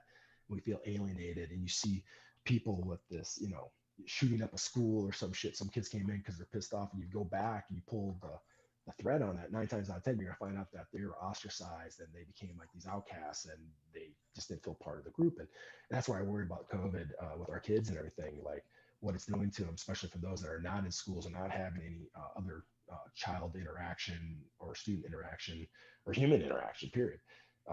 What we're doing right now, while these Zoom, and I've been in the Zoom things many times, and it's cool because it's better than nothing, but it doesn't, nothing like seeing you at your shop and, hugging on your neck and, shooting the shit and rating your soda and candy reserves or whatever. Cause like, hey, I got these too. And it's like, oh shit, I'll eat those. Oh, hey, Oreos. Oh, I'll eat those too. And I feel so bad. I'm telling you, Crystal the Pistol, man, how much shit of yours did I eat, Michelle? Like, I felt so bad. Like, she should just give me a tab. Like, okay, I owe her $100-something plus tip for all the food I ate at her place, man. I felt bad, but I I did had try to to keep the food for Crystal when she So you visits. ate my candy reserve, did ya? Dude, I destroyed it, man. I did try to reciprocate though. I brought her a half bag of fucking corn chips that had a mule on it, and a jar of salsa was already open. But then I was like, well, I don't know if this shit's any good. We should try it before we give it to her. And then I was like, why didn't we buy 2 bags? And it's like, because that's how I am. I don't know. I didn't think about it like that. But That's funny. Michelle sent me a really cool picture of her husband. He was mowing down, and I was just like, yeah, that's awesome, man. So Yeah, we had nah, nachos the next day for lunch. It was delicious. It was good Ooh. salsa. well, I just remember seeing the logo. I was going through, I don't know what supermarket. I was like, holy shit, because we were just at your place, and I mean the mule's a little bit different, but it really gave me that ornery mule feeling. And I was like, oh my god. And then I was like, I wonder if they got matching salsa. They got to have matching salsa, right? And so we went to the salsa aisle, like, holy shit, they got matching salsa. And then I remember I was like, should we get mild or should we get medium? It's like, I don't know, man. What about if they don't like spicy food? I don't know. Fuck it. We'll get mild then, I don't know. It was all good. It was That's the reason I perfect. was so cool when you sent the picture. I just laughed my ass off. It was very thoughtful, and yeah, it definitely saved us because we were working really hard, and it was a delicious lunch that we sat down together for. Oh, you guys never sit down together either. Yeah, we both work Yeah, pretty well, I hard. hear it. I hear you. Yeah, I mean, you talk about me, dude. Uh, well, that I must be hitting the ground running. I guarantee you're doing the same thing. I guarantee Right. it. There's no fucking way trying to, because really what you're doing is you're developing a lifestyle brand. Make no mistakes about it. And this is not me trying to Hmm. tell you what you're trying to do. You can tell me to go fuck myself. But this is just for me from the outsider looking in. Because I'm comparing it to what I've done with Beer Army, or have tried to do with Beer Army, stuff like that. And the cool thing is you got a cool logo, cool name, a cool feel. That's no different than like Harley Owners Group, Hog, or MMA company like Tap Out or whatever. There are many people that wear Tap Out shirts, or they wear Harley Davidson shirts. They don't own a fucking Harley Davidson. They've never been on a Harley Davidson. They've never been in an octagon. They've never fought MMA, but they want to identify with that brand and what it brings. And that's what I think is for you, from a business owner and entrepreneur. And I know that's not what you're about, though. That's the cool thing about you, is that you're underground enough where it's not about making a buck. Yeah, you would like to make money if you can, right? Because like, listen, people, if you're watching this and you're pissed off at her because you think she's making a lot of money, even if she was, good for her, man, because that's what this freaking country is about. That's what entrepreneur is. Like, people get pissed off like, oh, they're making money, like, yeah, that's how it kind of works. Like, and here's a news flash for you: for nonprofits, if they don't make money, then they're not doing the philanthropy that you want them to do. So before you start judging a nonprofit because of its overhead and shit that it's spending on marketing or whatever, like if it doesn't do that, it can't do what the freaking philanthropy you want to do. So I always tell people, you want to you want to support something, whether it's a for-profit or nonprofit, like read their mission statement, read their vision statement. If you identify with that and they're achieving their vision statement, does it really matter how they're getting to it? I mean, ethically, yes, to a certain level, but like, should you care who the hell's making what or whatever? No, man. If they're doing that and you identify with that, that's all you should need, man. You shouldn't have to like make it so goddamn complicated, Nor should you give a fuck about anybody's sensitive sensibilities, man, because that's the other thing that's killing us, man. It's like I can't even keep up with what is politically correct nowadays and what's not. It's gotten so fucking bad where I, I like I bet a guy like me, I better not even get out of bed like you're talking about because I'm going to offend somebody the minute I go take a leak. You know what I mean? And I'm the only one in the house, so I don't know. You know what I mean? So it's like I don't know. It's crazy though, and I think we need to take back um, our humanity a little bit. I guess is what I would argue is our humanity, and I think somebody like you and Ornery Mule Racing and stuff like that is helping us to achieve that. When you're on the course or you're wearing, shit, I keep trying to, I'm doing the opposite. You're wearing some Ornery Mule Racing garb, like this is the Frozen Gnome, which is one of your races that you do for people that don't know, which I'm sure most do. Um, it's you're supporting not just you, we're supporting what it's about, and that's the quintessential thing that I feel resonates with the human condition, man, is like anything that promotes being the best that we can be, not just as individuals, but as a group of individuals. That is really, really fucking important, especially now more than now than ever. And yeah, man. And and the thing is, something like your brand doesn't have to be force fed. It sells itself, really, to be honest with you. It's like, and I know somebody might be like, well, I'm not an ultra runner, whatever. Well, guess what? She's got plenty of opportunities for you to volunteer and help. I mean, people say, well, what are you going to do when you can't run or whatever? Well, I do a lot of swimming too. So it's like, well, okay, I'll probably start getting into long distance swimming then or something. I don't know. What are you going to do when you can't do that? Okay, well, I'll start volunteering because like I love pacing. So I know just being around it, like if I would probably my next thing after that is I would try to get like I'd be like, come on, Michelle, you gotta let me have an aid station in Midwest States, man. You gotta let me have an aid station, Yes, and what and, a good and like idea. and me, I would make sure like I would have a competition with myself. Like I don't need to have a competition with anybody else, but I would with the other aid stations. That's how that's the asshole that I am, right? It's like I want it to be the best and most like fuck like I might not remember anything else about that race, but that freaking aid station with that crazy asshole that was wearing a pink tutu and he had a thong on backwards or whatever he was doing, like he had that disco ball or whatever he had, man. He had a clown or whatever. You're like, that thing was awesome, man. Like, no, I don't know. I'm just joking around. Well, I'm not joking around, but maybe with the reverse G string or thong, I am joking around. That might not pass. But yeah, no, but I think it's when I look at Orner Mule Racing, I look at authenticity. I look at being genuine. I look at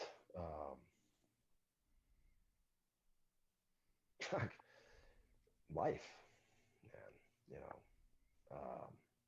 Because I know without even knowing you intimately that, and I mean it in a non-sexual way before your husband gets all apeshit on me. That's not what I meant. That's not what I meant. Intimately as in like really, really know you really, really well. Like I know the struggles that it takes, especially or probably over this past year and a half, where a lot of things have to go virtual and stuff like that. It is definitely a labor of love. It's thank God, you are doing what you're doing. I'll even go on a limb and I'm telling you, Michelle, like I'll even go on a limb and say that you probably have saved lives, man. You don't even fucking know it. You probably saved lives and you don't even know it. And that's the crazy thing is, I know that somebody like you already takes solace. You take comfort in that, knowing that without actually having to know that, man. You know that what you do, your thumbprint, your fingerprints, and even Crystal, the pistol here, like you guys doing your podcast like this and just doing what you do. like that has an impact, man. In ways, again, I'll go back to that 3 degrees of separation that you will never know, that you'll never understand. And so the problem is when you're in those moments where you're like, why the fuck am I doing this? Or you might be venting to your husband or whatever. Crystal Pistol, I don't know who the hell you vent to, but I'm sure it's a lucky person or something, and it's like, why do I do this? Why am I putting myself up with this? And it's like, you already know the answer.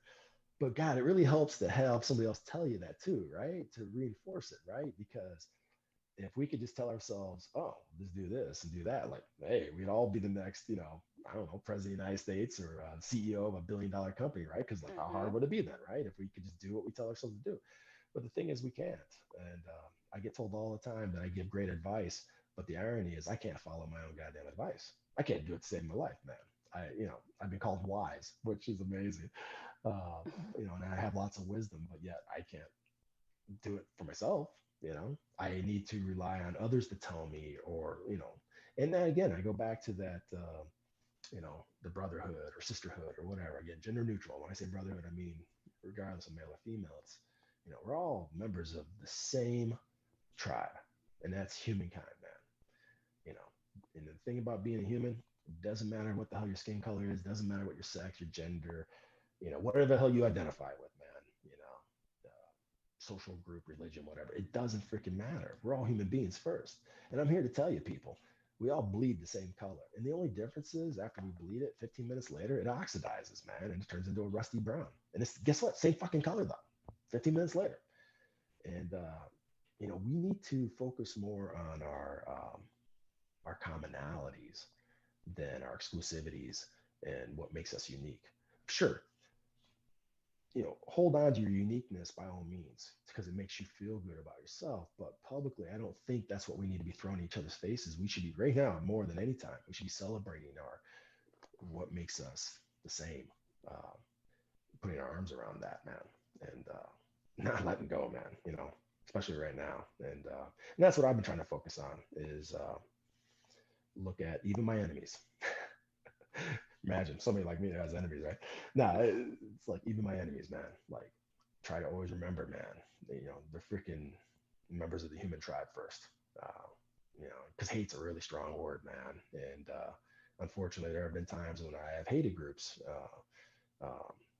or not groups, but people or whatever, for whatever reason.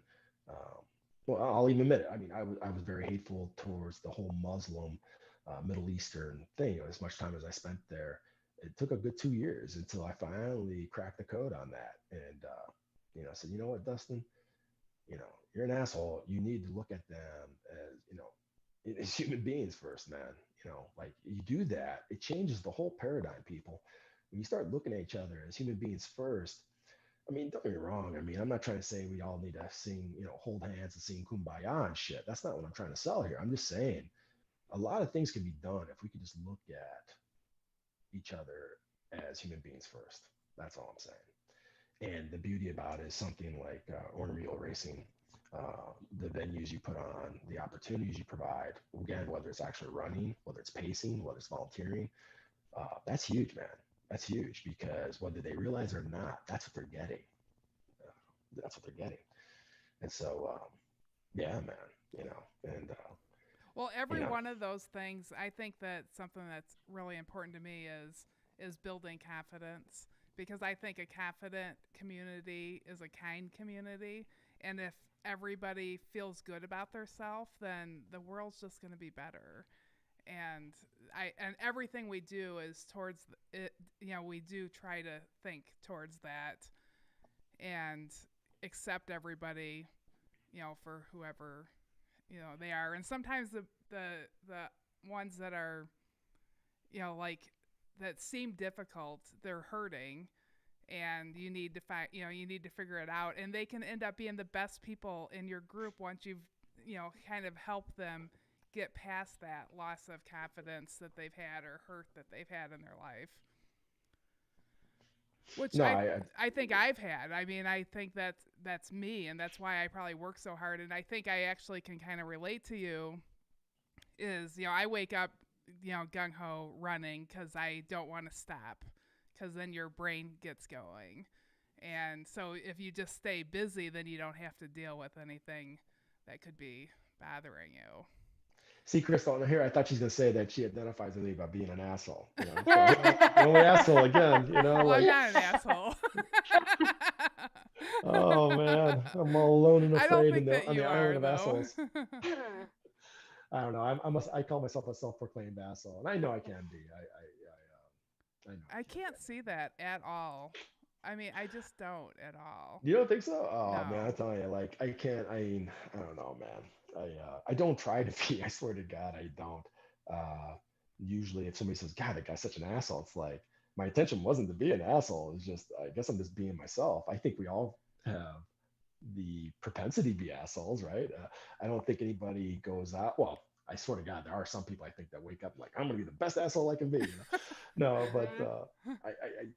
I don't ever try going out there and make enemies or get into arguments or fights, or not that I get into fights, but you know what I mean, like whether it's business related or somebody maybe who donated to the Bravo Alpha Initiative, and it's like, oh, well, it's like, listen, man, like, like, you know, yeah, there's only so much energy you have, right? I mean, it's like that's something else too. I've been looking at. I've been getting back to some holistic principles. I've really there's something I tell my oldest is my son. He's 17 years old, and I'm starting to tell it to my daughters too. And question what you believe in from time to time, because what you believe in is going to change. The conditions that support it or surround it are going to change. This world's going to change. And guess what, man? Until we figure out a way to freeze time, time keeps marching on. So by default, there's change, man. It's a different time, it's a different date. And that this, you know, and the thing is, we as human beings, we don't necessarily like change, right? But it's amazing how when we get forced change is forced upon us. So sometimes looking back, it becomes like, man, that was the best thing that ever happened to me. From that uh, disaster or from that failure, springs anew like a phoenix. Um, a rebirth of something even better. Like a snake, we shed our skin, and become something better or bigger or badder or whatever. When I say badder, I'm talking about lethal. When I say lethal, I'm talking about in terms of like military terminology into life in general. When I say be lethal, like if you're a baker, if you're whatever it is you do in life, be the most lethal baker you can be. Be the badass you can be. If that truly brings you happiness and joy. And when I say joy, you see so many people trying to get joy externally, and it isn't. It's internally. Even I know that, but yet I still chase it externally sometimes, which is the biggest fucking goof of all time, right? It's like, what is the definition of insanity? Banging your head against the wall, expecting a different outcome, right? And it's like, well, I know that I'm not gonna get joy by buying materialistic shit or whatever. I can't take none of it with me. My deathbed, all I'm gonna have is my memories. So if all my activities are not focused on having some of the best memories ever, why am I doing what I'm doing? Why am I buying this or whatever? It's chances are it's because you're trying to do it as a distraction. You feel unfulfilled, or something else that you're not addressing.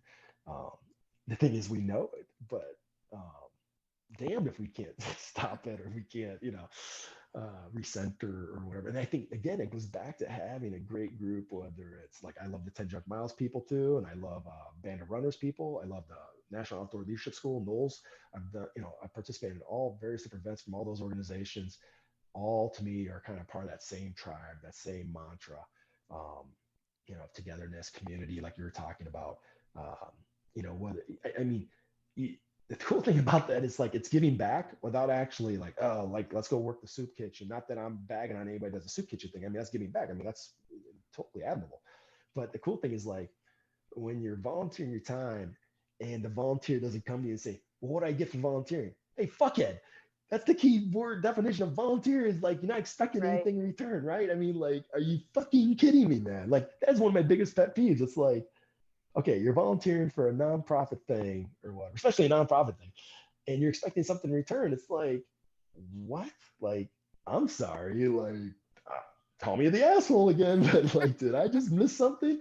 I believe in semantics, and words have meaning. Like, the key word of volunteer and volunteerism, is like not expecting something in return, that the actual act of volunteering is more than enough to repay what you're getting out of it. And if you're not getting something out of it, like, but I mean, Michelle, tell me you don't get hit up all the time, and I feel bad. That's the reason why, like, I think we're talking about Kettle 100, and I don't, and she's not hooking me up, people or anything. But I said, no, I'm going to try to buy a damn bib or whatever. I was just telling you what I'm up to. And I was just getting permission to make sure it'd be cool that I tried to like con somebody out of their fucking bib for Kettle the 25th anniversary. That's all, I'm just trying to be Yeah, upfront, man. he's looking to. He'll pay anything for a bib if anybody's Yeah. looking to Yes. get Listen, if yours. you're watching this and you're not going to do Kettle 100, let me know, man. I'm interested. Because I will give him Um, one, and I like yeah, them. no, yeah, no, and I'm more than happy to buy it, because like to me, again, like people are always on the hustle, right? Like they're always trying to get something for nothing, man. It's like that only works to a certain, degree, man. At the end of the day, gas or ass, nobody riding for free. You know what I mean? And Jesse James, you should get this tattoo on you, Michelle. Like Jesse James, the guy, not the outlaw, but he's related to outlaw. He was a motorcycle builder back in the day, like back when Orange County Choppers was a big on Discovery Channel or whatever. And he had a tattoo on his hand that said "Pay up, sucker." And he said, he got so sick and tired of his friends hitting him up for this or that, and then he's just like, you know what, it's like a lot of my graphic design friends, like, oh, hey, can you just do this or just do that? Well, that's time and energy away from them, and if that's their way they make their business, it's almost disrespectful just to expect that they're going to do it for free. Like you should be willing to pay. You should. Shit, I'm always willing to pay twice as much as I just appreciate them taking the time and bumping any projects they had and put me ahead of that. It's like, but how many times do you not get help though, Michelle? Like, oh, can I get a free race entry? Can I get this or can I get that? It's like, I mean, don't get me wrong, I like free swag as much as the next guy, and by the way, I'll pay for that goddamn flag. I want the first one. I just want the autograph. I only expect the autographs for free. Now, if you factor in the cost of the autographs and say it's the cost of the flag, I'm good with that. I'll buy that for $1. So no, so like some of the race directors this year, Frozen Odd or Arrowhead and stuff like that, they had to cancel it. They're struggling about should we give refunds or 50%. The first thing I do is I email and say, look, I'm not expecting a refund. I know the cost of doing business.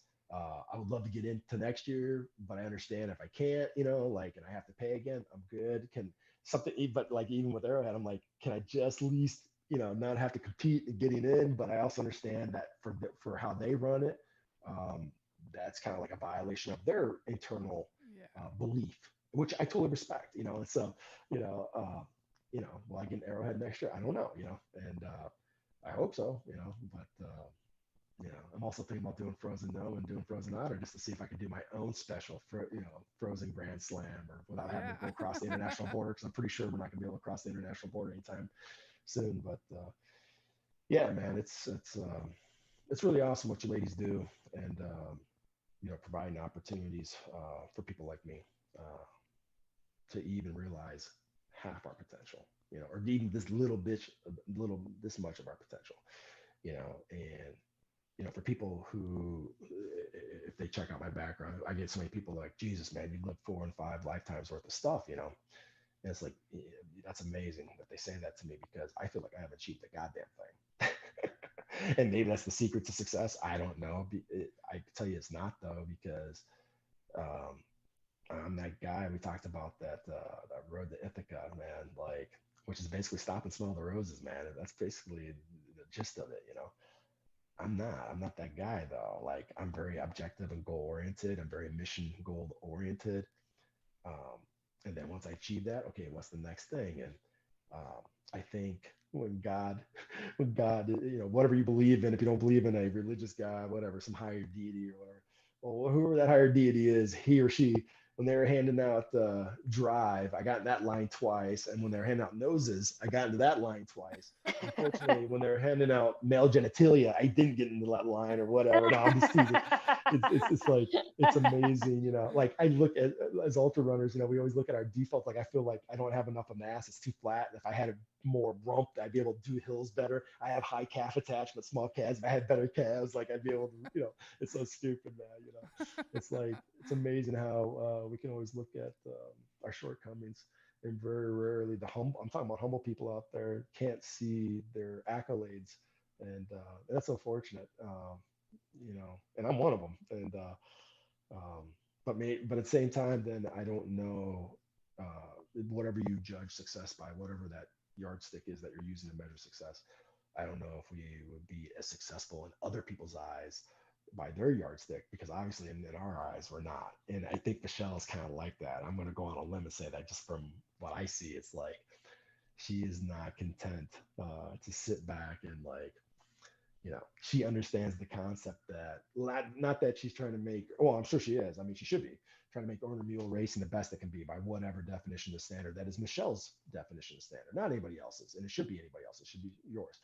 Um, but like, if you want to be the number one race series in the US, right? Like, I don't know if that's a goal of yours or not. I would think, I don't know. But if it is, and let's say you're ranked, and I'm just throwing shit out there, out of the top 10, and I don't even know who the hell the top 10 are, but let's say you're number 5. And, you say, well, you know what? I'm good. I'm good with just being 5. I'll settle for 5. Here's the problem, people. 1, 2, and 3, and 4, they're more than happy to hear that she's going to settle for 5. 6, 7, 8, 9, 10, fuck no. She's marking time. They are not. And by default, you're going to get shuffled to the back. And all of a sudden, you're going to wake up one day and you're going to find yourself, oh shit, I'm 8th, I'm ninth, I'm even 10th. I'm not even in the top 10 anymore. You got to be hungry, man. You got to be hungry. You got to, I guess what I'm trying to say is that you can't be willing to settle either. You know, you have to stand by your convictions. You stand by your beliefs. Can you fight every fight? No, you shouldn't. Unfortunately, I've learned that the hard way more times than not. But I do think it's important that you know, there's certain things, man, you should be willing to die for. Certain beliefs, and you shouldn't marginalize on that. And ironically, I find myself with a similar decision point that I'm coming to right now. Uh, that's business related, and it's like, do I guess sell out, or do I say, nah, started with me and it's gonna die with me, or I don't know, I don't know. I'm really, and that's part that's linked to my past couple of days, just kind of being down, or what I call falling down, and then my other demons come up and grab me and pull me down even lower or whatever. But yeah, but then I have a great night. Like, so like even tonight, like I was like, shit, I'm on mountain time now. Like, oh shit, I thought I was gonna be an hour in front of you, and now I'm an hour behind you. I gotta make sure that I get this thing set up for the right time. And then there was like, well, hey, we can reschedule. I'm like, no, like, we committed this time slot, this date, and I believe I was on time, ladies. You can correct me if I'm Yeah, wrong, you because I'm were. usually late for You everything. were. And and I was like, and this is exactly what I needed for a pick me up. So here's a perfect example where you didn't have, when we set this date weeks, shit, a month ago at least. Uh, how would we know I was gonna be down or whatever? But I don't feel so down right now. So yeah, you saved me today. You're my heroes of the day, girls. So ladies. Yay. That's good. Yeah, I'm listening to you talk, and I think that probably success for you is the chase, and you always will be chasing, like, and it probably is the same way for me. Like, whatever I'll be like, I put my eye on something, and then I get there, and I don't even remember that's what I wanted, because now I want something that's a little farther than that, and and so you're never like there. You're Yeah. always on your way there. Yeah. Right. And the thing is, when you arrive, that's just it. We don't believe in arriving, right? We don't believe in home runs. We don't believe in perfection. Because the minute you think you've arrived, somebody's about ready to hand you your ass. Okay. That's the reason why I like, I've sat on juries and court martials, and juries of court martials and stuff, where it's like expert witnesses and shit. Like, I hate that term, like, or subject matter experts, SMEs, SMEs. Like, who the fuck is an expert, and who determined that they're an expert more than somebody else? Because for every fucking expert you pull out in the world, there's gonna be some counter expert, right? That says they don't know what the hell they're talking about. It's like the biggest goof of all time. And I think, again, it goes back to humility.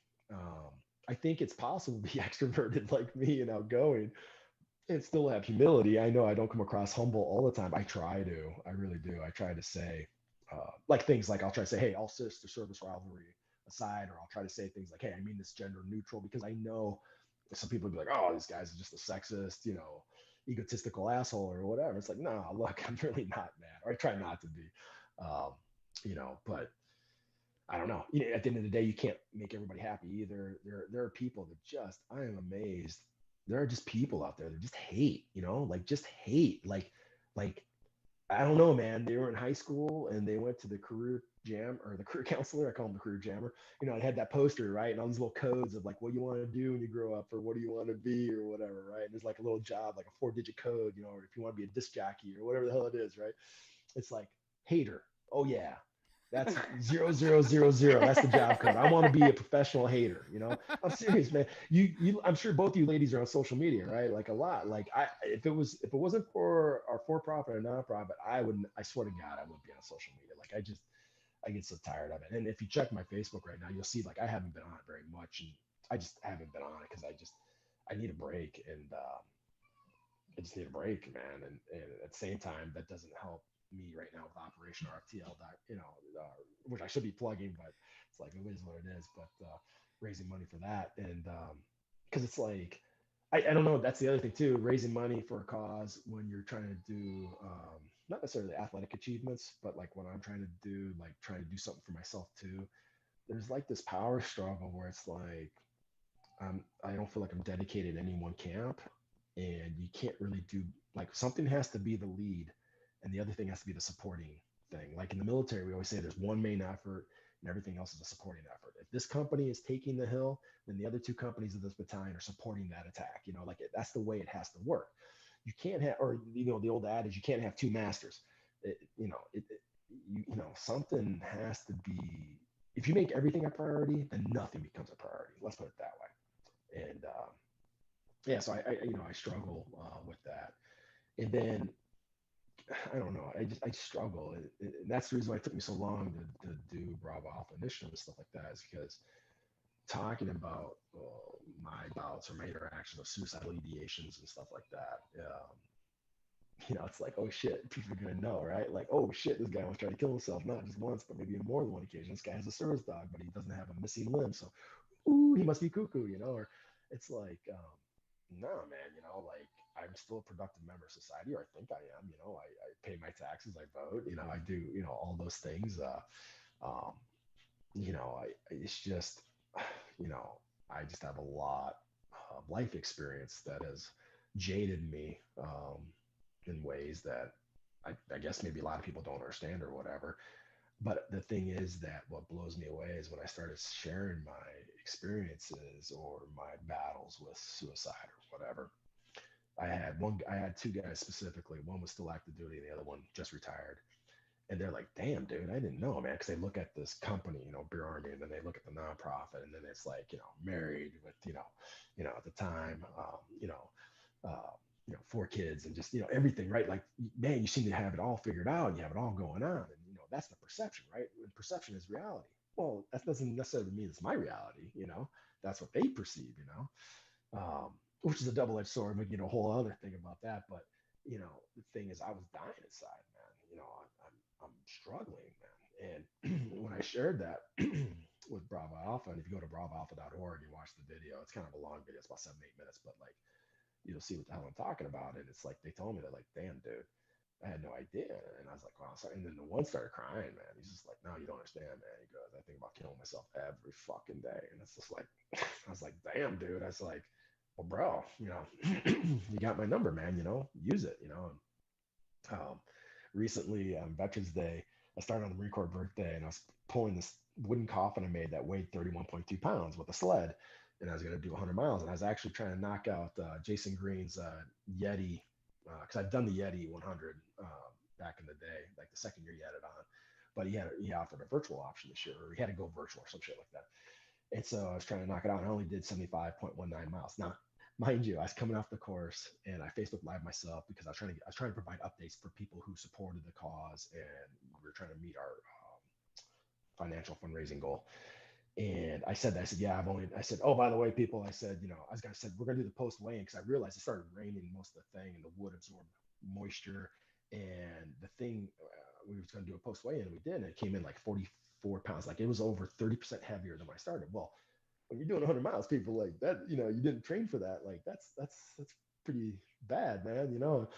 But I felt like such a failure, and so many people came out though, and the local news did like a whole like huge shoot, man. And like we were like the main feature that night. And the main two goals of that fundraiser was to bring awareness of what's going on 31.2, and then to raise money. Well, we made our goal financially, and I think we brought a shitload of awareness. And a lot of people came out that were cancer survivors or whatever. Like people that were like, "Man, listen, I never served in the military, but I just wanted to meet you or whatever." I was shooting the shit with them for a little bit, just on the course, man, because it was in my cul-de-sac, so or my subdivision, so I was in the common area. It's like a 1 mile loop. And my crew chief was like, "Dude, you're burning time." I'm like, "Yeah," but I said, How can I not stop and talk to these people? Like, it's fucking inspiring. Like, again, I feed off of that, man. And but I did it too much, and I ran out of time. But I'm so mad. And then it's a Facebook Live. People can go back, and I'm not telling people to go on my Facebook page. I'm not. But if you wanted to, you can go back. And I got called out by two people, man. I couldn't believe it. I called. I would consider them haters.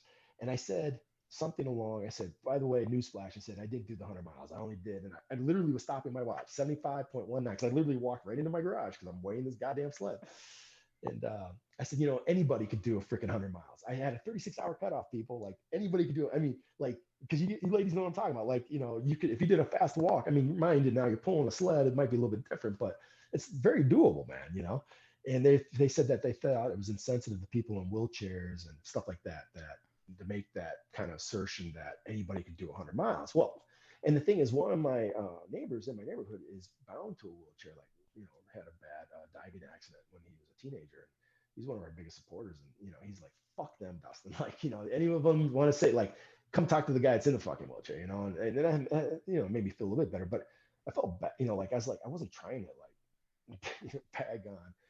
And I don't want to say whether they're disabled people, handicapped people, whatever the hell you want, because technically I'm considered 100% permanently, totally disabled vet myself. There's a newsflash for you people. Like, and it's like, why? Because I got a disease that's not curable. My body's attacking itself from a fucking disease I picked up in Iraq, man. And I have to take shots and shit to suppress my immune system, man, And so that makes ultra running even extra hard for me, and I'm not trying to, and I say that humbly, So it's like, I do it though, because I want to, like, I never want there to be an excuse, like, and when I do see people like Tom Green. So when I blew up at first Badger 100, Tom Green was out there and he had the stroller thing going on. And I just left Norma's freaking aid station. All of a sudden I hear this thing coming up and I'm trying to hoof it to see whether I'm going to be sweating or not. I got to shoot the shit with Tom Green, man, for like at least 2-3 miles, which, was a good 30 minutes, 20-30 minutes or whatever, because we were not going that fast. That was fucking awesome, man. I mean, to me, Tom Green is one of the quintessential godfathers of fucking ultra running. I mean, he was ultra running before they were calling it ultra running, man. I mean, he did the original Grand Slam before it was called the fucking Grand Slam, man. It's like, are you kidding me? Like, don't get me wrong, I'm still pissed off that I freaking, didn't have the race I wanted, but I got the race I needed. And, the thing is, I wish we could have a cameo with Tom Green. You know what this fucking guy says to me, because he tells me about, what happened with him and with the limb and the tree and how, I guess you would call it traumatic brain injury, or TBI, basically, in his own case. That's kind of affected his running career, obviously. And anyway, I was just telling him, I said, man, I said, you inspire me. I said, you're out here, you're doing it, you got all your lights and shit, because it was getting dark. And, and he turns to me because he, after I've already talked about my, he asked me what I did in the military and stuff like that. He's like, yeah, well, he goes, you inspire me and stuff like that, And he said some other things that I don't want to share publicly because to me it was a private moment. But I wanted to take a picture with him, but it's like, I'm not destroying this moment by asking to take a picture. And when we separated, I started off hoofing it because I was like, because I was feeling a lot better, which is a whole nother story that goes into that. But I said, no, I'll see you at the finish line, Tom. I said, we'll take that picture then. He goes, like basically said, making a date, and we did. At the turnaround, coming back, we took the picture together. He ended up, and by the way, newsflash, people, I was DFL, which means Tom Green beat me. But I mean, Tom Green, man, to say, that I inspire him, like, fuck, man, it's it's like, Michelle, it's like you saying, like, oh, like, whatever you were saying about me earlier. It's like, I don't know, man. I don't do well with taking compliments. I just don't. It's one of my, I guess, weaknesses. I guess I should learn to take compliments. I don't know. They just don't feel comfortable with me. And a lot of that has to deal with my demons and shit. Because I feel like I'm one of the most evil people on the planet, man. Because of what I have done. Under the disguise of red, white, and blue, or whatever you want to call it. And yeah, so I don't know, man. Not to get down or anything like that. I didn't mean to go. Yeah, we want you to be positive. We want to be a positive impact on you. I mean, if you want to be down and that's what you need. No, I'm not down. Fine. I don't want to make you ladies or your listeners or viewers down. That's not what I was just trying. It's just like, I don't know. Like, I'm trying to compare it to something like Wayne Gretzky or Michael Jordan, or somebody says, man, well, you inspire me. It's like, What? What? I'm not even a competitive age grouper, man. What are you talking about, man? Like, I'm a weekend warrior at best. And you're saying I inspire you? Get the fuck out of here. Like, it's like, I don't know, man. It just tripped me out. It just tripped me out. And again, it's one of those moments that'll be on what I call my memory mantle. When I'm on my deathbed. It's the only thing you get to take with you is your memories, man, and your experiences. And I want a whole lot more experiences like that and others. And the ultra world, the adventure racing world, where I prefer calling it. I like the. I'm trying to use this new term called adventurism. That's what I consider really like, especially when you're starting to do 100 miles, 200 milers and shit, and later on the summer, I'm gonna one up myself even more. Like, I'm not one upping myself enough of this shit coming down the road here. But yeah, to me, it is an adventure, man. It is. It's like the hat you're wearing, basically, Michelle. It's like Pathfinder. We have find the adventure in you, and we have the word find and the word Pathfinder punched up, because it's like, to me, that's what it's about, man. It's finding new things about yourself that you didn't know were there, capabilities, uh, old limitations vaporized or expanded, finding the edge of the envelope and pushing the edge past that. I hate to say it, what doesn't kill you makes you stronger, but it's a true statement. And the crazy thing is, a lot of times, it's not that we're discovering something new. We're being reminded of something that we already knew was there, that we knew when we were young. And I remember talking to Joe Presitis. He's a race director down south, or had a very successful franchise, I believe, that he sold, and then I think now manages it. I can't remember how it all goes about, but he put out a book about race directing and stuff like that not too long ago. I know I have the first autograph copy. That's all I'm gonna say, and it's not for sale. But yeah, and then him and Phil Parsons, who is a Army vet too, and Phil, my nemesis is the Pinhoti 100. I'm gonna go back. I'm gonna kick that bitch in the teeth one of these days. I just haven't got around to it. But for Phil, it was his nemesis for a number of years. Then he finally went back and he beat it. And for those that don't know what I'm talking about, I consider Pinhoti 100 probably one of the top 10 100s in the country, in my humble opinion. I think it's a very unique race. And if you don't take it seriously, it will eat you for lunch, man. And it was my first DNF, and it fucked with me, man. And it still does a little bit, I'll admit. And because you don't want to have on your ultra sign up or on your racing resume, whatever the hell. I think we all secretly have them, where we physically have a resume, or it's just in our heads or whatever. But it's like, oh, DNF that, or DNF that, or whatever. Because to me, that I like to think people think I take this shit seriously. Now, I'm not judging other people have DNFs. I'm not saying they don't take shit seriously. That's not what I'm saying here. For me, though, that's the way it is. Like, it's gotta be. I'm all in, man. That's the way it is. And by the way, before anybody reaches out and asks me to pace them, you should know that I have a social contract. And people that know are close to me that have asked me to pace them, they know. Just like Sunshine, I have a social contract. A lot of people will pay me or whatever they want to pay me. I'll tell them to go donate it to Bravo Alpha Initiative and get the tax deduction, man. Because I don't want the money. I will pay my own goddamn way. All I need you to do is agree to my social contract. And my social contract is life or limb. And what I mean by that is, if I'm pacing you, we ain't stopping that unless your life is at stake, or a major organ or a limb, you got a, I don't know, compound fracture.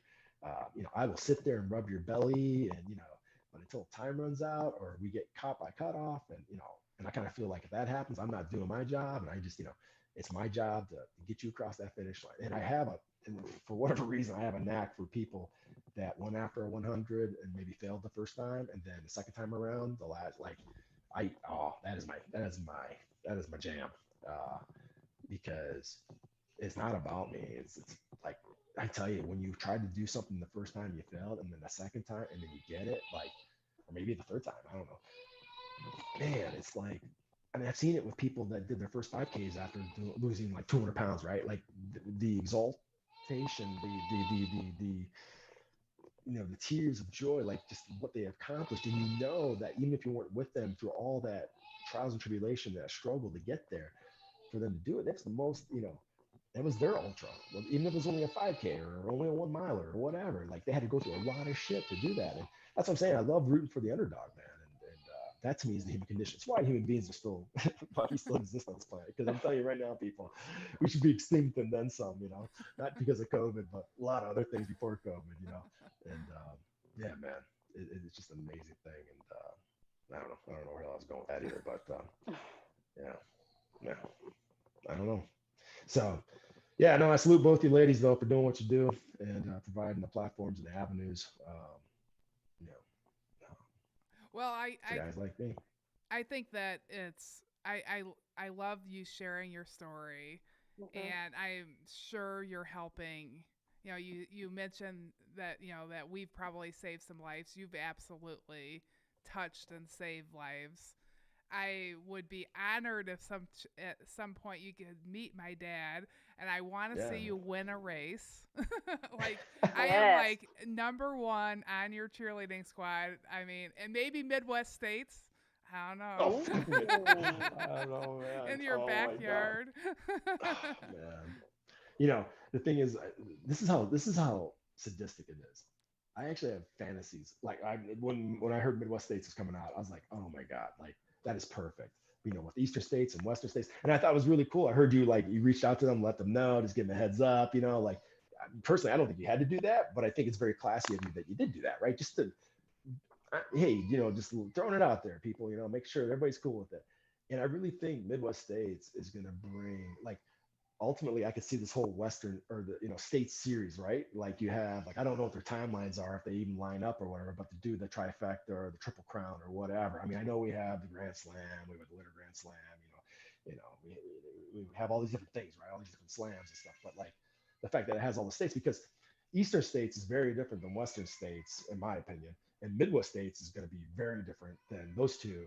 And I think like they're badass. Each one of them's gonna be badass in their own right. And God, I hope to God that I'm not setting up all this pressure on you too, because I know you were supposed to have the inaugural last year, and because of COVID, you couldn't have Well, us like no, that. this year was always the plan. I mean, I'm worried about this year with COVID. Yeah, Like yeah. I mean, it does make me nervous because Like I can tell you this, I've already committed, and people that know me or like your ambassador page, she'll tell you or Scotty Coomer from TJM or Adam Baker's like a Badger.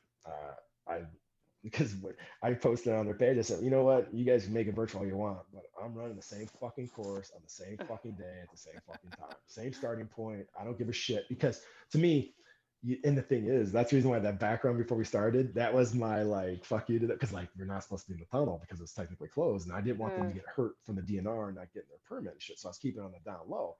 But like, how can you say measure apples for apples if you don't do the exact same course though?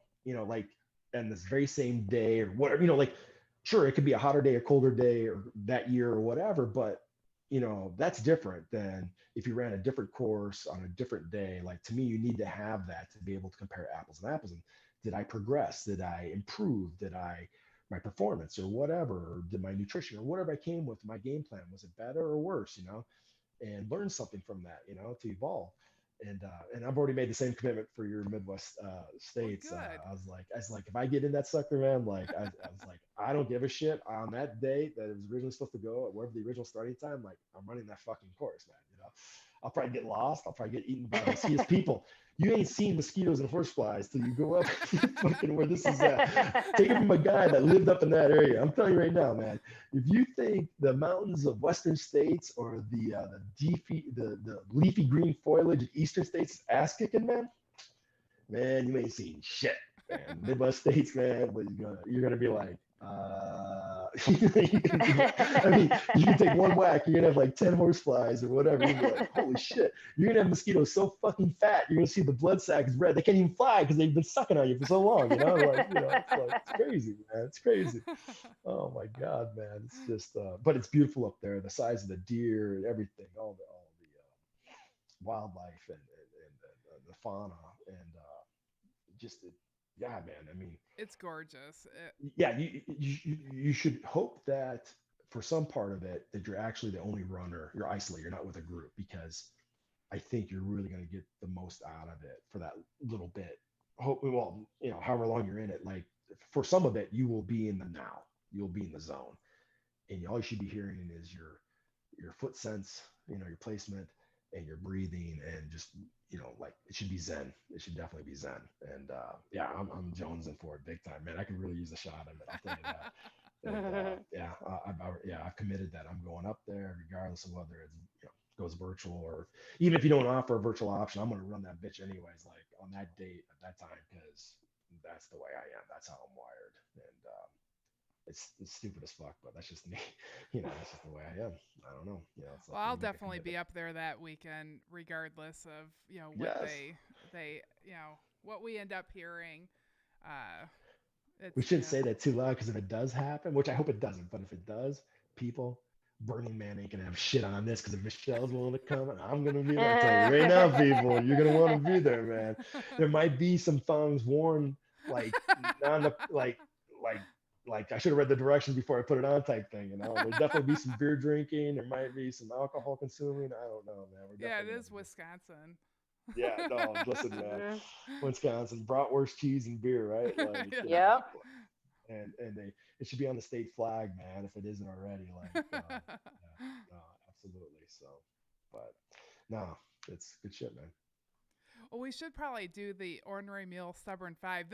I think we're going for a record of our longest show ever, and it's been super interesting. I love it. Mhm. Like What I this could one is? Oh yeah, I could talk Oh to you man, now all I feel night. really bad. Oh my god, now I feel So, really bad. no, don't feel bad. It's Well, really good. to be honest, we went over quite a bit of these already, so I only have a couple to ask. So, So yeah, uh, this is the Stubborn 5. This is a Stop tradition. and fight. Okay, Or yes. let me get my frozen gnome hat on right here. Right here, right here. Get the little angry guy. There he's getting ornery. Getting ornery. There we go. Gotcha. Send it, pistol. All right. I don't even know how I can ask these because we've already talked about them. Okay. What is your favorite treat for a job well done? Slurpee man all the way. That's what pisses me off about northern Wisconsin. We ain't got 7-Elevens. Once you go past Milwaukee or Madison, you're fucked. You're in the no 7-Eleven zone, man. No Slurpee. So there's nothing like a Slurpee like a Slurpee. There's a lot of imitators, Dairy Queen with the Mr. Freezes and all the other competitors, but a Slurpee's a Slurpee. Yep. All right. Share one thing about you that people may not know.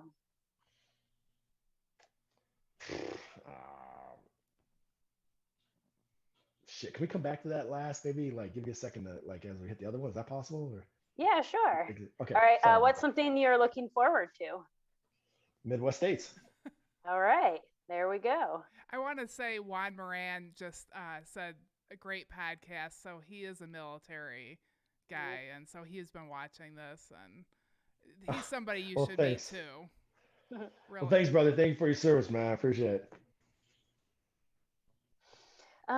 Okay. Can we go back to one thing about you people may not know? Everything else Shit, was that's already our, oh shit. to be the I thought I had stubborn more time. 3 tonight.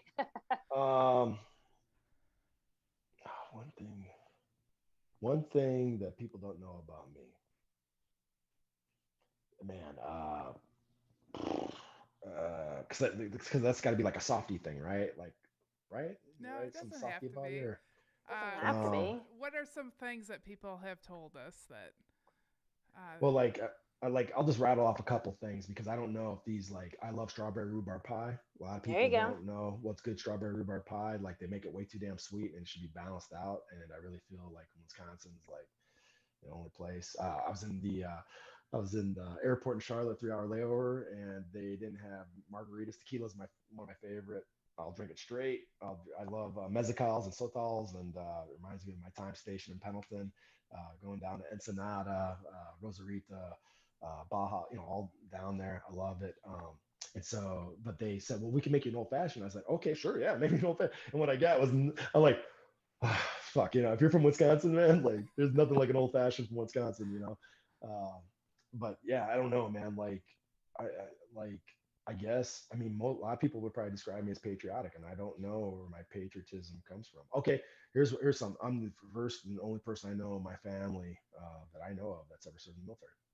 And the crazy thing is, people would describe me as very patriotic, and I don't know where that comes from. That's the reason why on the inside cover of my abbreviated version of the Constitution, I have the origins of where the words, patriot come from. So it's I don't know. I think There you that's very go. honorable. Good answer. Yeah, very. Yeah, you always have a good answer. I know. So it ended up being the stubborn 3 tonight, but we covered everything during the podcast. Well, there's 3 of us. So I'd say you 2 are probably more stubborn than I am. So I'm going to say that. Well, that was. No, thank you for having me. Yeah, thank you so much for coming. Yes, thank you. Yeah, we're always there for you, however we can support you, and Appreciate make it. sure you stay close Same in here. touch with us. Yep. Absolutely. Fine. Hopefully Kettle. Hopefully see you guys at Kettle. Yeah, that would be great.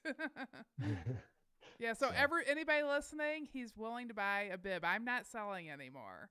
Yeah. I'll buy. But if you try to give me on the juice, man, I'm gonna tell you go fuck yourself because that's fucked up. Selling a bib for profit.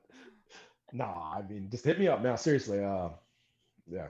I would please, if there's one thing that comes out of this podcast, if you got a bib to sell for Kettle, let me know, man. Right. Somebody sell him a bib. If I'm running the 100K and I'd like to see him on the course, so sell him a bib, okay? Well, my Paige ambassador, she's running the 100K too, and then I'm actually looking to buy 2 because there's another guy who's running the freaking, if you can believe it, he's running Superior 100, his first 100 miler.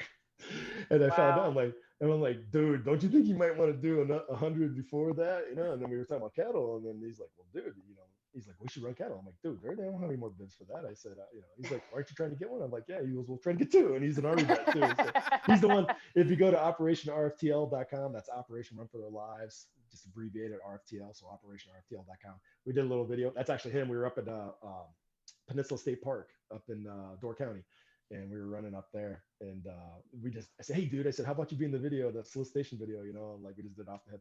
We had all these outtakes. Like, I got to put together the outtakes because it's funny as fuck because, like, we're trying to just do off the hip without a script, we're just ad hoc in it and trying to take it in one take. And if you want to see a bunch of, grown men act, I don't know, it was really stupid. And the outtakes, I got to put together an outtake on that because that was funny. It's definitely Ornery Racing Mule material. Let's go with that. We'll Mule have to Racing. share that. We'll share that on our page. I appreciate it, ladies. Okay, well, thank you so much, Dustin. We really appreciate thank all your you. time. I think we need to do this again another time. I think there's still a lot more that we could have touched on. Mm-hmm. Yeah, sure. No, I'd be more than happy. I just, when you guys, when we talked about originally about me coming on, my biggest thing, I hope for anybody that was watching or listening, I sure as hell, with all due respect, appreciate what you 2 ladies do. One of my biggest concerns was about me offending your base or because I know I have a potty mouth and I've tried to clean it up, but I've just given up on that. But, I hope the biggest thing I would not want to have happen is that I detract from Ornery Mule Racing, from the Dirt podcast and everything else like that. That was not. I think that you are very respectful. I think that you're way too hard on yourself. I don't think that you're ever mean to anybody. And I mean, you and the podcast we just had before, they said, look at everybody and look at them as a 10. And you look at everybody as a 15. And that comes across extremely clear. So don't ever worry about that. Yeah, I haven't heard that. I come across really hard on myself before. I swear, and I don't try to. It's just, I don't know, man. It just, right? We all have our demons. We all have our skeletons. So, Yeah, well, you're doing it. No, but I would love to come on the show if it's appropriate, or if you guys want me to. I've told you whatever I can do for Ornery Mule Racing, for the Dirt Podcast, absolutely. Because again, I truly believe, whether your guys' mission statement is the same as Bravo Alpha Initiatives or whatever, you guys are saving people, whether it's veterans or first responders or just a life is a life, man. A human being's a human being, So it is. And I know people are like, I get the fuck out of here. Like, listen, man, if you're one of those people, come run with me, man. Not because I'm going to try to run your dick in the dirt or anything. It's just because, like, you haven't truly experienced enlightenment, man.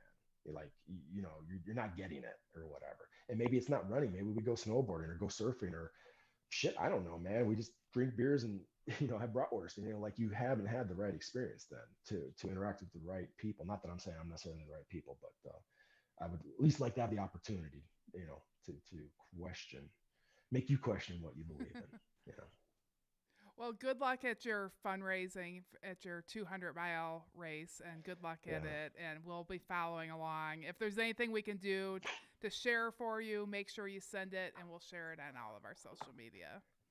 Cool. No, I appreciate it. The Delta Cane is my moniker that I go by. There's a long story behind that. It actually ties into Punhodi and stuff like that. But Cane is short for Canestorp. That's what I was called in my old time in my military because nobody could ever pronounce my name, so don't feel bad. And but deltacane.xyz. XYZ, by the way, is new.com, I guess. I don't know, but that's my website as far as you can read that. But on that page, when I do this Swami 200, thanks to Garmin and my new Tactics Delta watch, and of course Strava with being able to track, I do plan on putting that on the page or something so people can like follow along. Like, okay, has this asshole died yet or not? Has he made it? Where's he at? Because 200 miles, man, I don't know, man. It's uncharted territory for me. So, have you ever done 200 mile? Either one of you? No, No. I've only went over 100 because I've been lost on courses. Okay. But Well, I know they have the Triple Crown of 200s, like I think it's the Bigfoot 200, the Tahoe 200, and I yeah, forgot the other one. But they're like when it's like that just blows me away. And so yeah, we're gonna find out, man. yeah. Just We'll got have to share about it. We'll share about it on the dirt page. Hmm. yeah, no, We'll do updates. not that I believe in fate, but it's like whatever's gonna happen is already happened. The question is, are you curious enough to find out what it is? You know what I mean? Yep. So, anyways, I appreciate it, ladies. Yeah, thank you. Thank you Thank you. everyone for listening. Thank you, Loretta, and my son Royal here. Right over here, Royal is, The and dancer, right? yeah, he's Is a it dancer? dancer. Yeah. Yeah, I know. I haven't met. I wanted to meet him, but I haven't met him.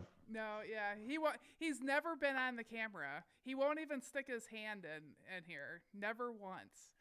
Listen, guys, we were talking about earlier about like if I'm smart enough, I would have went to yoga class at an early age. That guy figured that shit out real quick. He Okay, like did. you want to be in Right. something where you can meet ladies, he cracked the code on that. I'm I just saying. I'll tell you, as his mom, I didn't know if he liked dance or if he just liked all the all the girls in dance going, "Oh, it's Royal."